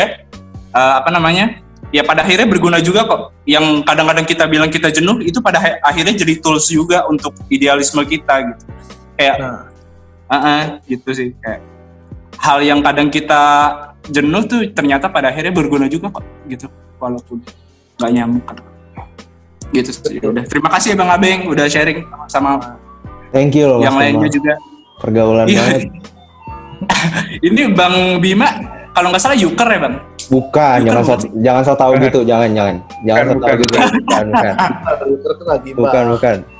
Oh bukan ya, kirain tuh itu di belakangnya ada apa? Yang kardis itu taggingan siapa tuh? Jangan doang itu. Oh gitu, kirain. Lo gambar juga Mal? Gue tuh dulu painting bersih gitu Mang. Kalau lo lihat di portofolio gue, iya kayak gue tuh bikin orang selfie nih, gue painting digital gitu. Gue tuh art gue digital Bang. Sekarang tuh lagi seneng ini pakai pulpen, pakai pensil. Gue lebih seneng yang konvensional gitu, pakai alat tradisional. Gue di awal-awal kan gue masuk Das University ya. itu sekolahnya Erik Sukamti itu. Oh serius lu dari situ? Animasi. Iya, gue dari University lulusan situ. Ya. Keren. Jadi ya sekarang gue lebih suka konvensional, gue lebih dapat kepuasan sih. Jadi gue kalau jenuh sama kerjaan kantor, ya gue lampiasin untuk bikin di kertas aja gitu. Lebih konvensional tuh menurut gue fulfilling sih buat gue. Menarik. Jadi balance. Gue dulu zaman SMP emang suka vandal-vandal gitu sama teman gue. Aduh, jangan ke gardu house juga. Jangan ntar ketangkep. Jadi biasa gitu-gitu. Sumpah gue pernah nyebur got bang, lagi vandal anjing. Mas Abeng, saya boleh bertanya nggak? Sorry Mas Kemal. Thank you. Iya bang, iya mari bang. Si lo menjaga kualitas si NTL dari awal sampai sekarang sampai akhirnya, menurut gue sih udah beyond ya. Lo nggak ngebawa graffiti sampai sejauh ya orang ngelihat itu, walaupun di produk yang lain udah melihatnya beda sih. Dari circle lo dulu, at least dari circle lo itu menurut gue udah beda. Gimana cara lo menjaga kualitas itu? Ya gue kalau menjaga kualitas ya insya Allah sampai detik ini sih gue gue kan juga sempat kuliah mempelajari gimana cara desain yang baik itu seperti apa, dulu belajar branding segala macam. Jadi gue sebenarnya benar-benar ya berdasarkan gue dulu ilmu-ilmu yang gue punya ya seperti itu aja yang gue lakukan. Misalkan gue ngecek nih gambar anak-anak kan selalu pasti yang supervisi itu pasti gue kan. Jadi setiap hari gue cek, biasanya sebelum mereka ketika mereka bilang selesai di grup, gue cek dulu apakah benar-benar sesuai dengan ini. Gue biasanya cara ngambil paling gampangnya apakah sesuai dengan mockup atau tidak.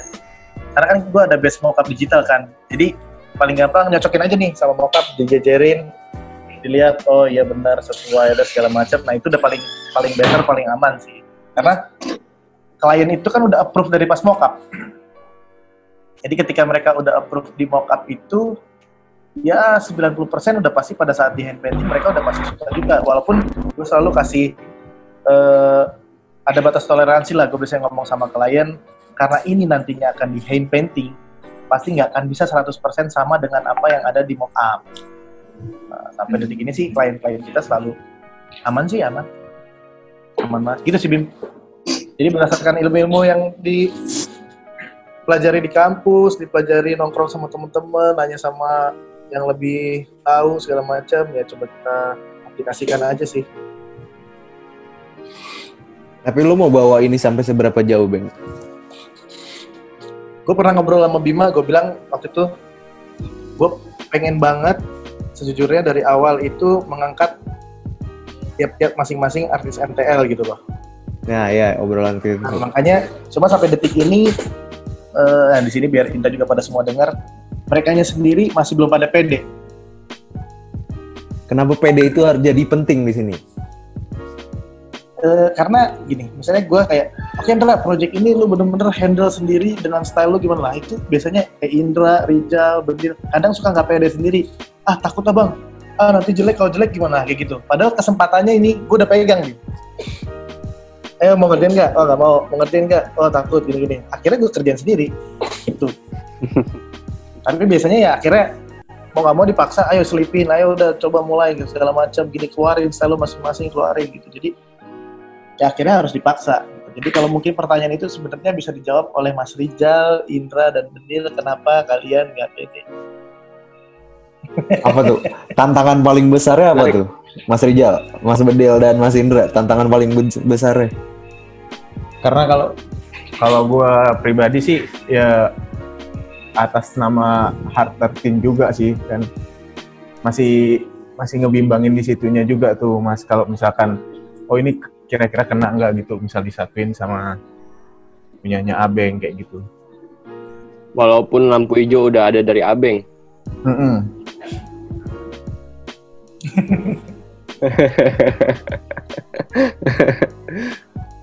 Malam semua. Halo malam. Kayaknya saya perempuan sendirian di kotak Zoom ini.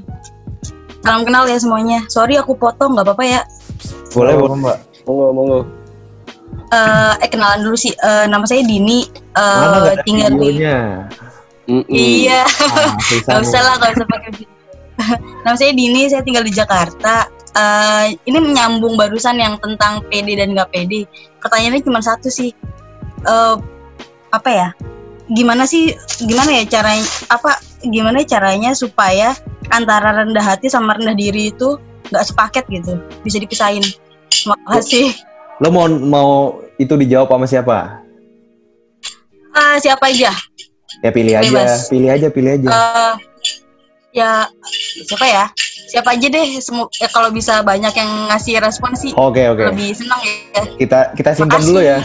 Kita simpan dulu. Ya, makasih banyak. Nyambung ke Rijal sama Bendy dulu. Apa tantangan paling besar lo untuk maju ngebawa proyek itu sendiri gimana tuh? Jal, Dio. Di mute. Dulu deh. Yang tua dulu. Baiklah.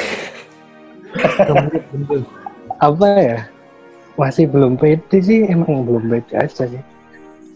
Dan kebetulan kan yang tadi saya bicarakan tadi, maksudnya belum ada style yang benar-benar aku dalemin gitu loh. Jadi itu yang bikin nggak pede, takutnya ntar kok itu sama kayak gambarnya artisan ini atau kayak artis ini gitu, itu takutnya sih. Masih belum. Mas Mendil? Kamu masih belum pede.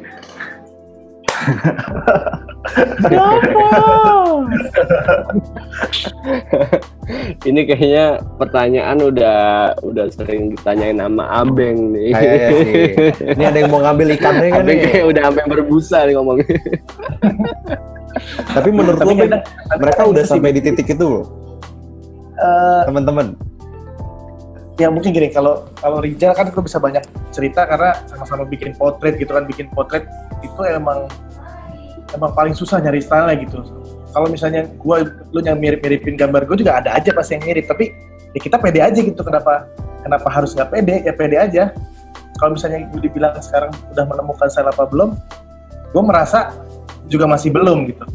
Tapi gue mencoba untuk ya gue pede aja dengan karya gue saat ini. Gue pengen berkembang. Nanti gue percaya suatu saat juga gue bakal benar-benar, karena gini, ya mungkin juga sebagian orang sekarang ketika ngeliat gambar gue juga udah tahu cara membedakan gambar gue, terus ngeliat gambarnya Yope, ngeliat gambar siapa udah mulai ada pembedanya gitu. Jadi mungkin kadang juga jangan terlalu sering kita membandingkan karya kita dengan karya orang lain gitu sih. Kalau semisal apa? Sorry Bang, gue sedikit salah. Kalau semisal ngomongin lebih ke arah tanggung jawab, PD itu diartikan tanggung jawab dalam artian ketika lu berada di titik lu kan beda dengan titik mereka yang udah, maksudnya betul, tanggung jawab yang lu bawa dan caranya menyampaikannya pun juga berbeda. Ya nggak tahu sih, itu feeling gue juga karena gue juga berjalan di Gardu seperti itu. Menurut gue teman-teman juga ngerasain itu. Mungkin kalau dari poin lu gimana? Iya sih, kalau kita ngomongin soal tanggung jawab, emang teman-teman di sini juga sebenarnya selain kadang nggak pede soal gambarnya, walaupun gambarnya gue ngerasa mereka udah cocok, udah harusnya udah pede, udah bukannya zaman lagi nggak pede karena mereka udah punya, ya udah ada ciri khas lah, walaupun mungkin ciri khasnya belum bisa dibilang 100%, tapi orang udah bisa membedakan antara gambar dia atau gambar siapa. Nah, tapi emang kadang tanggung jawabnya itu yang mungkin makanya di sini selalu diajarin soal disiplin waktu, karena itu paling penting. Makanya sampai di NTL ini dulu setiap artisan itu mau kerja jam berapa aja bebas, mau tidur jam berapa aja bebas, seminggu mau kerja cuma 1 hari itu bebas. Tapi karena ternyata kebebasan itu bikin mereka menjadi semakin liar, akhirnya di NTL harus melakukan banyak kebijakan yang akhirnya gue pengen ngebentuk ini mungkin dengan cara yang bisa dibilang tadinya gue nggak mau seperti ini, tapi akhirnya gue harus ngebentuk dengan cara yang kayak gini. Sekarang kerja harus pakai absen, Bim. Oke. Jadi kita beli mesin absen, gue pengen bukan untuk bikin jam kerjanya menjadi seperti orang-orang kantoran, tapi gue pengen biar lu merasakan punya tanggung jawab. Lu harus mengerjakan barang lu pukul berapa sampai jam berapa, lu punya target harus mengelarkan barang itu dalam 1 hari kah atau 2 hari. Jadi gue pengen ngebentuk itu secara pelan-pelan segala macam sampai mungkin nanti teman-teman bakal menyadari kalau ternyata itu bisa menjadi sangat penting. Keren. Tapi terkadang memang teman-teman di NTL harus dijebak. Jadi oke, ini ada proyek ini, coba lu bikin mockup besok kerjain kayak gitu. Jadi emang kadang harus dijebak dan harus ditantang. Karena terkadang kalau cuman coba gini nggak di-push gitu, nggak gue bilang gimana santai gitu. Jadi emang tapi menurut berarti kan hitungannya mentalnya pun harus dilatih dong, nggak cuma skillnya doang ya. Betul banget. Kalau lo ngomongin tanggung jawab, ya lu berhadapannya udah nggak sama anak-anak gambar lagi. Iya, itu makanya gitu sih, makanya kayak Bedil di sini kan sekarang di NTL udah bukan sebagai artisan doang. Bedil ini sekarang punya tanggung jawab untuk ngurus dikon-recon, karena urusan bikin konsep sepatu yang dibongkar-bongkar ini Bedil udah tanggung jawab, makanya Bedil gue percayakan di situ. Terus juga Rijal, ada satu lagi Eki, dia sering gue percayakan untuk menjadi ketua regunya lah di sini yang bertanggung jawab untuk nge-handle, kadang ngegantiin gue kalau gue kan kadang sering keluar segala macam, jadi dia bisa bertanggung jawab untuk supervisi juga, bisa ngasih tahu teman-teman yang kadang nanya ini cara ngerjainnya gimana gitu. Rijal sama Eki. Terus kayak Indra ini juga kan, ini sebenarnya kan Kaleng lagi jalan nih. Nah Indra ini gue mau kasih tanggung jawab nanti untuk ngurusin Titans, jadi segala nanti jualannya Titan segala macam, nah Indra yang ngurus gitu. Makanya dari sekarang walaupun dia bilang bang nanti gue ngapain, Indra lagi kuliah dong, Indra lagi kuliah dong nih. Makanya jadi dari sekarang ini saatnya juga belajar, jadi ya mau nggak mau Indra keren harus dong, empower gitu, ngebakar terus ya asli. Tadi balik kalau Dodot juga kan, Dodot sekarang jadi megang bener-bener dibebasin untuk ngerjain desainnya segala macam, dan justru mungkin gue bisa ngeliat kemarin Dodot lebih menyaman seperti itu kan, akhirnya kayak emang sebenarnya ruang geraknya itu, cuma kadang kesempatan itu butuh sedikit didorong gitu. Kadang mereka takut segala macam, tapi setelah akhirnya mereka dilepas, mereka bisa berkembang sendiri. Keren banget lo bang, panutan. Kalau Dodot sih emang dari dulu udah ngerti, guru gua kan dia. Mantap. Anak lama bang. Anak lama. Mas Dodot. Siapa nggak tahu dislike dulu. Yo. Emang kalau satu kru sih emang gitu harus. Lo dulu ikutan sepatu 23 juga Dot? Iya Mas Bill. Tapi sebentar doang gue cabutan. Anak nongkrong. Iya. Nah sekarang balik lagi jadi bantuin NTL? Jalur prestasi aja Mas Bill. Oh, oke. Pambudi lagi namanya. Pambudi. Nah ini juga nih di Pambudi nih ada Aru nih. Aru kan yang megang Kulafi nih. Apa? Jadi Bim gue kenalin namanya Aru. Ini yang megang Kulafi yang urusan konten. Nah Aru ini juga anak graffiti dulunya, tapi karena dia fokusnya hobinya foto, video, sekarang akhirnya bisa join di NTL sebagai content creator juga. Berarti anak-anak sepatu 23 berapa banyak yang jadi MTL sekarang, Bang? Banyak, hampir setengahnya dari sepatu 23 masuk ke sini juga sih. Mantap. Tuh, cuman yang paling lama ikut sama gue sih Ami Bim dari dulu. Oh iya. Sekarang dia apa? Posisinya apa kalau di itu? Ami ini dulu di sepatu 23 cuman bisa nge-repaint. Cuma bisa ngecap doang. Tapi sekarang Ami udah bisa gambar, keren. Jago. Oh, mantap. Bukannya sempat edit video gitu juga? Enggak, dia cuma ngedit kepalanya dijadiin air terjun doang.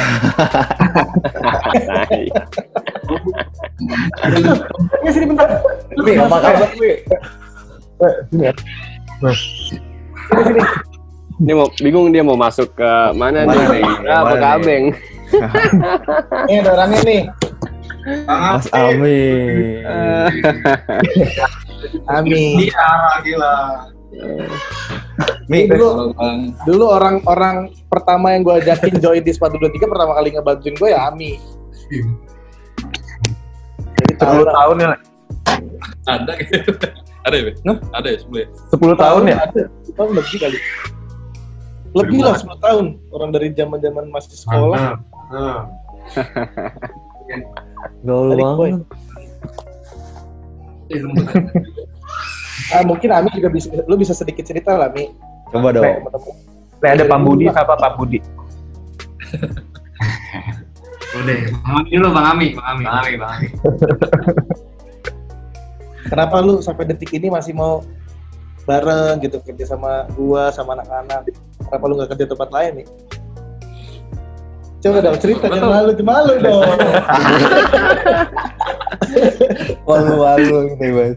Takut salah ngomong.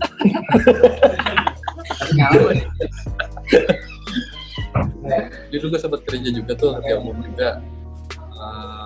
Gue kayak ngerasa kayak, oh gue ngejalaninnya kok kayak nggak cocok gini. Kayak per 3 bulan gue cabut, terus gue kerja lagi. Per 3 bulan, jadi setahun itu kayak 3 kali pindah kerja gue waktu itu. Akhirnya gue tetap coba balik lagi ke Abeng deh, nyobain custom lagi. Udah kira apa sekarang? Jodoh ya. Tapi sempat di Ragunan juga kan, Le? Ragunan. Bim, Ami pengalaman yang paling banyak di sini kalau cerita. Lu pernah kerja di mana ya paling banyak? Atau pernah ngasih makan beruang di Ragunan? Kan gila.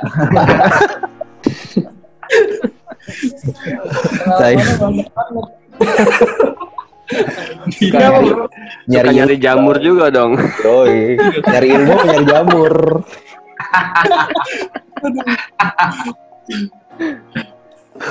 Aduh.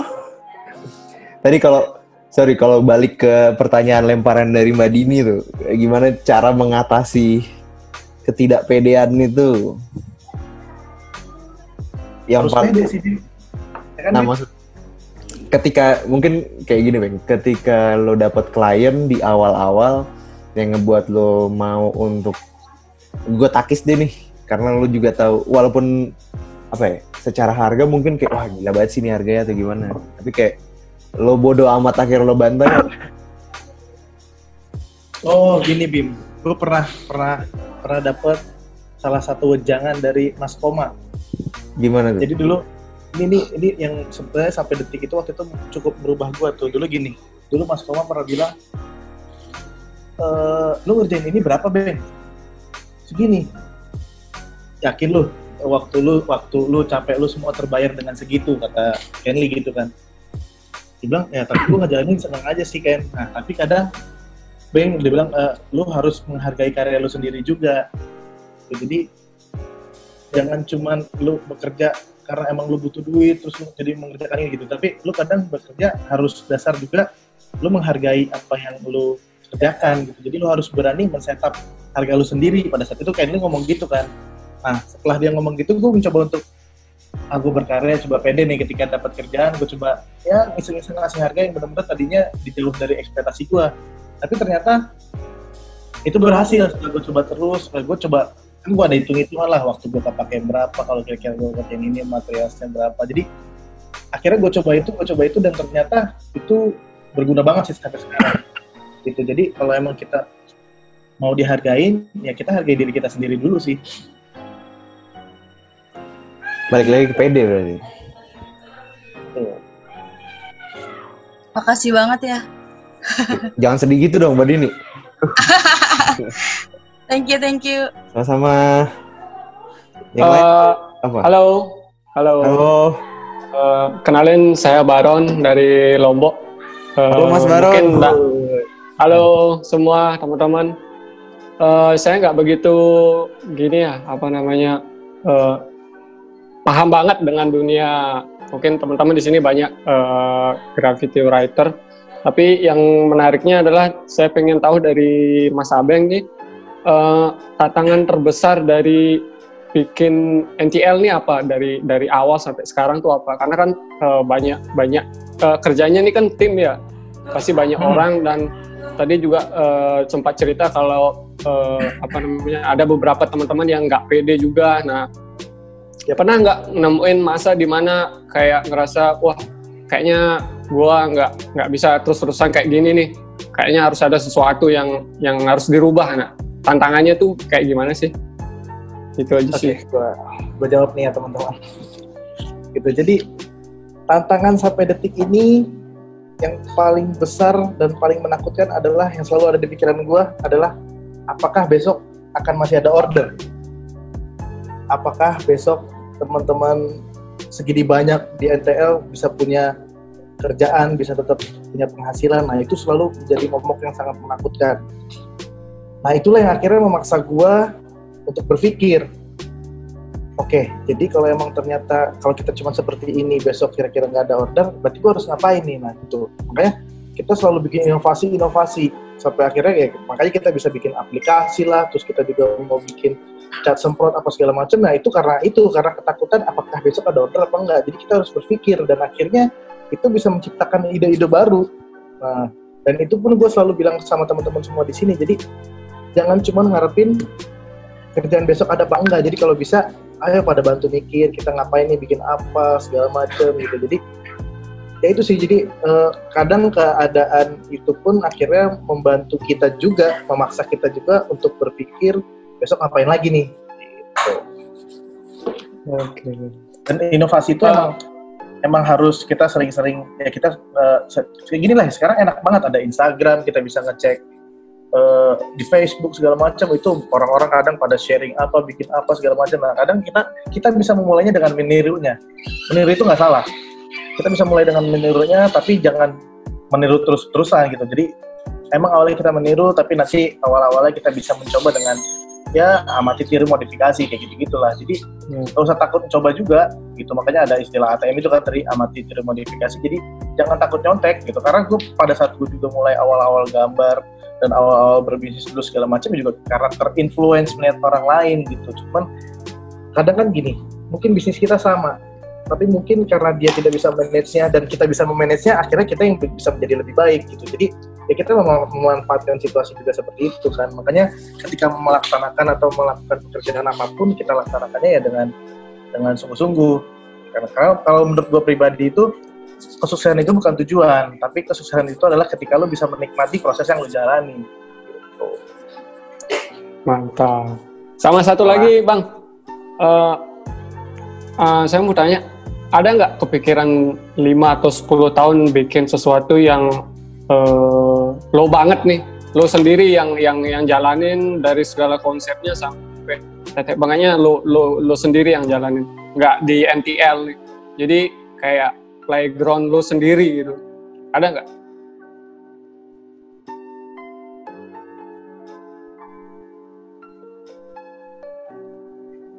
Teknis, abang masuk ke Indra.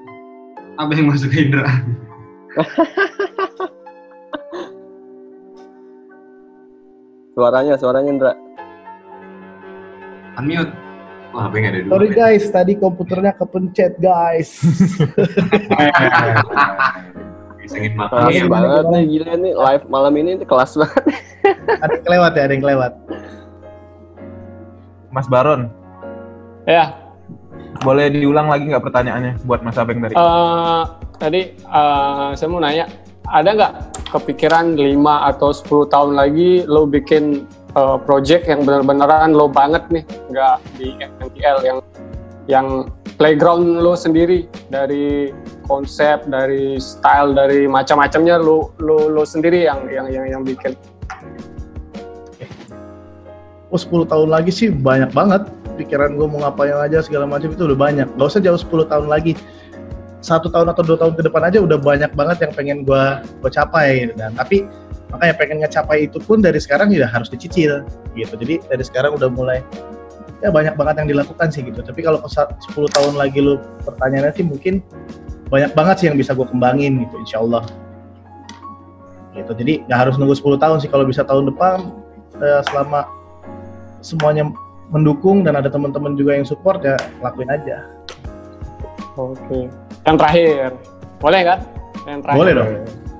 Boleh dong. Tanggapan lo tentang style. Seberapa penting sih style dalam sebuah pengkaryaan? Udah tuh pertanyaannya. Ya. Ini bisa kita jawab bareng-bareng nih. Mungkin kan di sini ada. Ya, buat teman-teman semua lah. Buat Bang Oldi juga, buat Bang Bim, teman-teman yang lain, seberapa penting sih style dalam berkarya? Duluan ya, bentar ya. dibilang penting nggak penting, dibilang nggak penting gitu. Jadi intinya sebenarnya kalau lu mau berkarya nggak usah mikirin style dulu sih. Apa yang kira-kira lu mau bikin, lu mau kerjain, udah kerjain aja. Lu mau gambar ini, gambar. Atau lu mau bikin sepatu di custom seperti ini, bikin aja dulu. Jadi nggak usah mikirin style dulu, karena style bisa juga kebentuk nantinya gitu. Dan mungkin ya Mas Oldi juga kan punya banyak banget pengalaman ngomongin soal style dari dulu. Udah bikin, udah dikenal Oldi seperti ini, akhirnya develop lagi berubah seperti ini, bisa dikenal lagi kayak gitu sih. Jadi emang ya nikmatin prosesnya aja sih, nggak usah mikirin style dulu. Yang ada nggak jadi berkarya nanti. Yang penting gaspol aja dulu ya. Gaspol, remblong. Kalau menurut gue sih style itu sih jati diri kita sih, Ron. Iya. Kita kalau nggak punya jati diri ya nggak punya style ya kita nggak punya jati diri, kasarnya gitu. Kayak ya cuma maksudnya benar kata Abeng tadi, lu nggak harus mikirin gue nggak harus mikirin style itu sendiri gitu. Style itu kebentuk karena apa yang emang lu lakukan dengan konsisten ya. Style itu ketemu secara organik sih menurut gue. Nggak bisa kita ngebuat gue pengen kayak gini gitu, karena yang udah gue coba gitu, kayak gue pengen kayak gini apa ya, jadi yang nggak organik aja gitu. Jadi terlalu banyak ekspektasi harus kayak gini. Cuman yang kita lupa sama apa yang paling penting dari apa yang kita buat adalah kita bisa menikmatin itu prosesnya gitu, bisa nikmatin pas ngebuatnya gitu. Dan itu secara nggak langsung bakal ke reflect juga apa yang kita buat sama apa yang dilihat orang gitu. Ya. Oke. Itu aja sih kalau dari gua. Terima kasih banyak. Mantap Mas Baron. Terima kasih Mas Baron. Thank you. Jauh-jauh Lombok gimana nih Mas Baron? Lombok ya masih seperti yang kemarin. Ini sekarang di mana? Ini di rumah sih. Oh, nggak di Payer? 2 jam yang lalu balik dari studio. Oh, ini mungkin gue bisa nambahin sedikit buat teman-teman juga. Si Baron ini pun juga di Lombok juga ada satu kolektif ya, Ron ya. Si Payer Studio ini gitu. Nah, cuman sekarang kalau gue lihat juga kayaknya lu ada ini apa nih, skala koloni ini apa nih, boleh ceritain? Iya, skala koloni. Jadi cerita sedikit, kalau skala koloni ini hampir mirip-mirip kayak NTL. Jadi yang sepengetahuan gua, skala koloni ini tim artisan. Jadi dia hanya mengeksekusi artwork atau ilustrasi dari teman-teman ilustrator, seniman seperti itu. Gitu. Jadi kebanyakan pekerjaan yang sekarang ngerjain mural sih, sama bikin karya. Sekarang udah mulai nyicil karya sendiri sih, bikin dari ngerespon kayu, kanvas di kertas seperti itu. Jadi ada timnya juga, kerja tim sama kayak di NTL, kerja tim. Tapi timnya baru ada bertiga sih. Tapi kalau yang intinya ada berdelapan. Nah, itu bedanya sama Payer sendiri itu apa, Ron? Nah, kalau sekarang Payer Stud ini fokusnya lebih ke grafis murni, seperti studio number 1-nya Shepherd Ferry, OB Giant. Rebranding arahnya ke situ. Kalau skala koloni sekarang fokusnya ke ilustrasi. Jadi fokus cuman bikin karya ilustrasi kayak gitu. Seperti itu, teman-teman. Tantangannya di daerah Lombok apa, Ron? Makanan. Tantangannya di daerah Lombok. Oh, tantangannya kalau di Lombok yang paling kerasa sih SDM-nya ya. Karena nggak sesubur di daerah seperti Jawa atau di Bali. Kita kesulitan nyari SDM sih, karena untuk seperti kita ambil contoh kayak kasus kampus desain komunikasi visual tuh baru ada tahun kemarin dan baru punya 1 lulusan, jadi tahun pertama. Jadi kita angkatan ya 1 angkatan. Jadi susahnya di situ sih, dan kliennya nggak istilahnya nggak seperti di Jawa atau di Bali ya. Pemahamannya tentang jasa yang dibayar dengan cukup adil itu belum sampai sana. Kayak itu sih kalau tantangannya di Lombok. Ini menarik nih. Tapi syukurnya kita di Lombok ini nggak cuman hanya berpaku di Lombok aja sih. Untungnya udah ada sosial media. Terakhir kita mural sampai di Lampung. Di Jakarta juga pernah. Keren. Dibantuin mural sama Bang Aldi juga pernah itu. Waktu lancong ke Lombok sama Mbak Windy. Itu. Tadi menarik tuh kalau dari jawabannya Mas Baron ke anak-anak NTL, gimana cara lo mengedukasi klien? Itu. Akhirnya bisa ikut sama style NTL. Itu boleh juga sih. Gimana Bang? Sebenarnya NTL dari awal itu, kalau mungkin teman-teman ngeh, dari awal setiap hampir gambar kita selalu sisipin splatter lah, terus ya dengan gaya-gaya drips, gaya-gaya graffiti biar mereka notice sebenarnya dari awal tuh, biar postingan gue biar kelihatan, oh iya gayanya NTL seperti itu. Jadi emang mulai disisip-sisipin sih. Dan untuk ngasih tahu ke klien ya kita ngomong, kita ini basically semua dari seniman graffiti, gaya-gaya dari teman-teman graffiti itu seperti ini. Oh kayak gitu ya Mas. Tapi nggak kelihatan berantakan ya, misalnya nggak kelihatan kayak malah kayak kotor, berantakan gitu gambarnya. Nah itu kita bisa bener-bener ngomong apa yang kita tahu aja sih di BIM gitu. Jadi biasanya mereka cepat paham dan gampang percaya juga sebenarnya sama kita, karena yang penting mereka juga melihat portfolio kita sebelum-sebelumnya juga kan. Jadi kita juga jangan ngomong tapi tanpa punya karya sebelumnya. Jadi biasanya dari awal selain gue sisip-sisipin dari setiap upload yang dia mau, dan akhirnya terbentuk secara di sosial media kita, akhirnya orang udah percaya sih dan kebentuk sendiri. Kalau makanya style-style di NTL itu emang benar-benar graffiti banget lah kayak gitu. NTL sendiri ngelola digital gimana Bang? Kalau jujur dari awal itu benar-benar nggak ada planningnya seperti apa sih. Jadi benar-benar udah apa yang kita kerjain, kita foto, kita posting, yang penting fotonya bagus.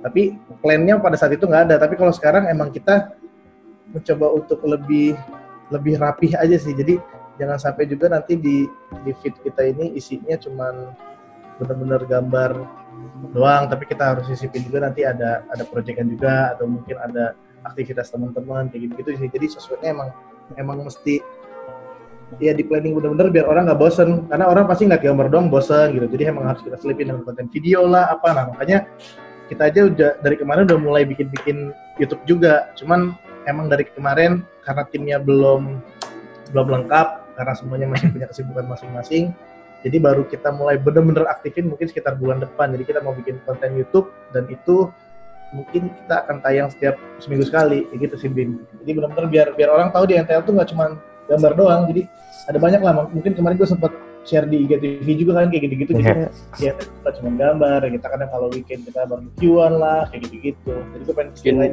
bikin sitcom Bang. Ada actingnya gitu ada skripnya dikit gitu. Tapping bukannya gambar, tapping. Syuting gitu tadi Bang. Nih gue nggak berasa banget sih, waktu itu tinggal 5 menit lagi sih. Asli, ini udah. Bang sorry ya. Nambah apa gimana nih? Udahlah. Biar penasaran, ntar kita lanjut lagi. Gue punya pertanyaan kuncian sih. Lo ada kuncian nggak Mal? Nggak ada, udah habis gue. Okay. Kalau ada bagi-bagi lah. Boleh sih, lupa gue, sorry. Enggak sih. Apa? Gimana sih buat Abeng dan teman-teman yang ada di Never to Levis? Kalau dari versi lo sendiri, masing-masing nih, lo ngelihat apa yang lo lakuin nih sebagai passion graffiti itu udah sampai berkembang sejauh ini, dari point of view lo gimana? Maksudnya lo sendiri melakukannya udah sampai sejauh merchandising yang levelnya udah beda lah, bukan sekedar kaos gitu. Oke.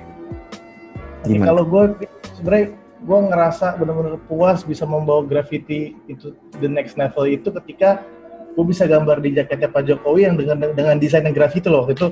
Jadi gue, Indra sama Bendil kita benar-benar bikin desain yang kita dibebasin, kita bisa gambar graffiti di jaketnya presiden dan itu menjadi pencapaian yang sangat cerita ke anak cucu tuh ya.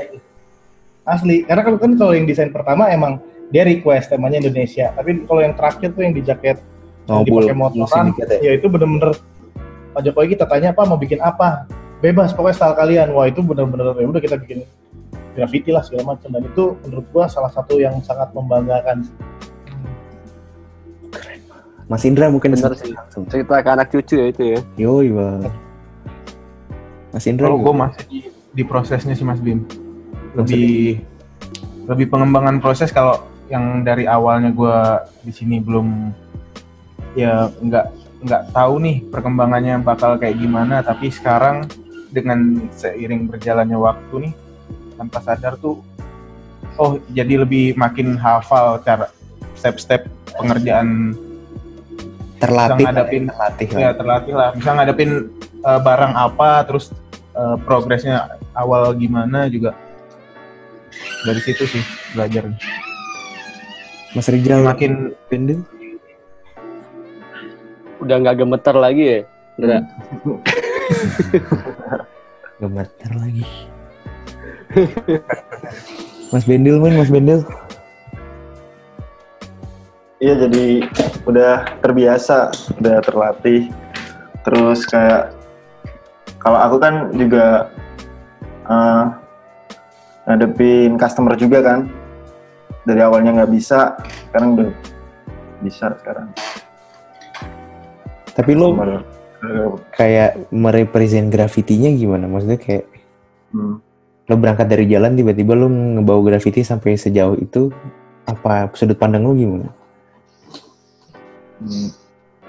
Nggak nyangka aja sampai kesini sih bisa sejauh ini gitu loh. Dari awalnya gambar di jalan kayak cuma hobi jadi pekerjaan gitu loh sekarang. Mas Rijal mungkin bisa disambung. Sebenarnya sama sih kayak Indah kan masih di tahap apa tadi Indra? Intinya sama, maksudnya yang belum bisa benar-benar merepresent yang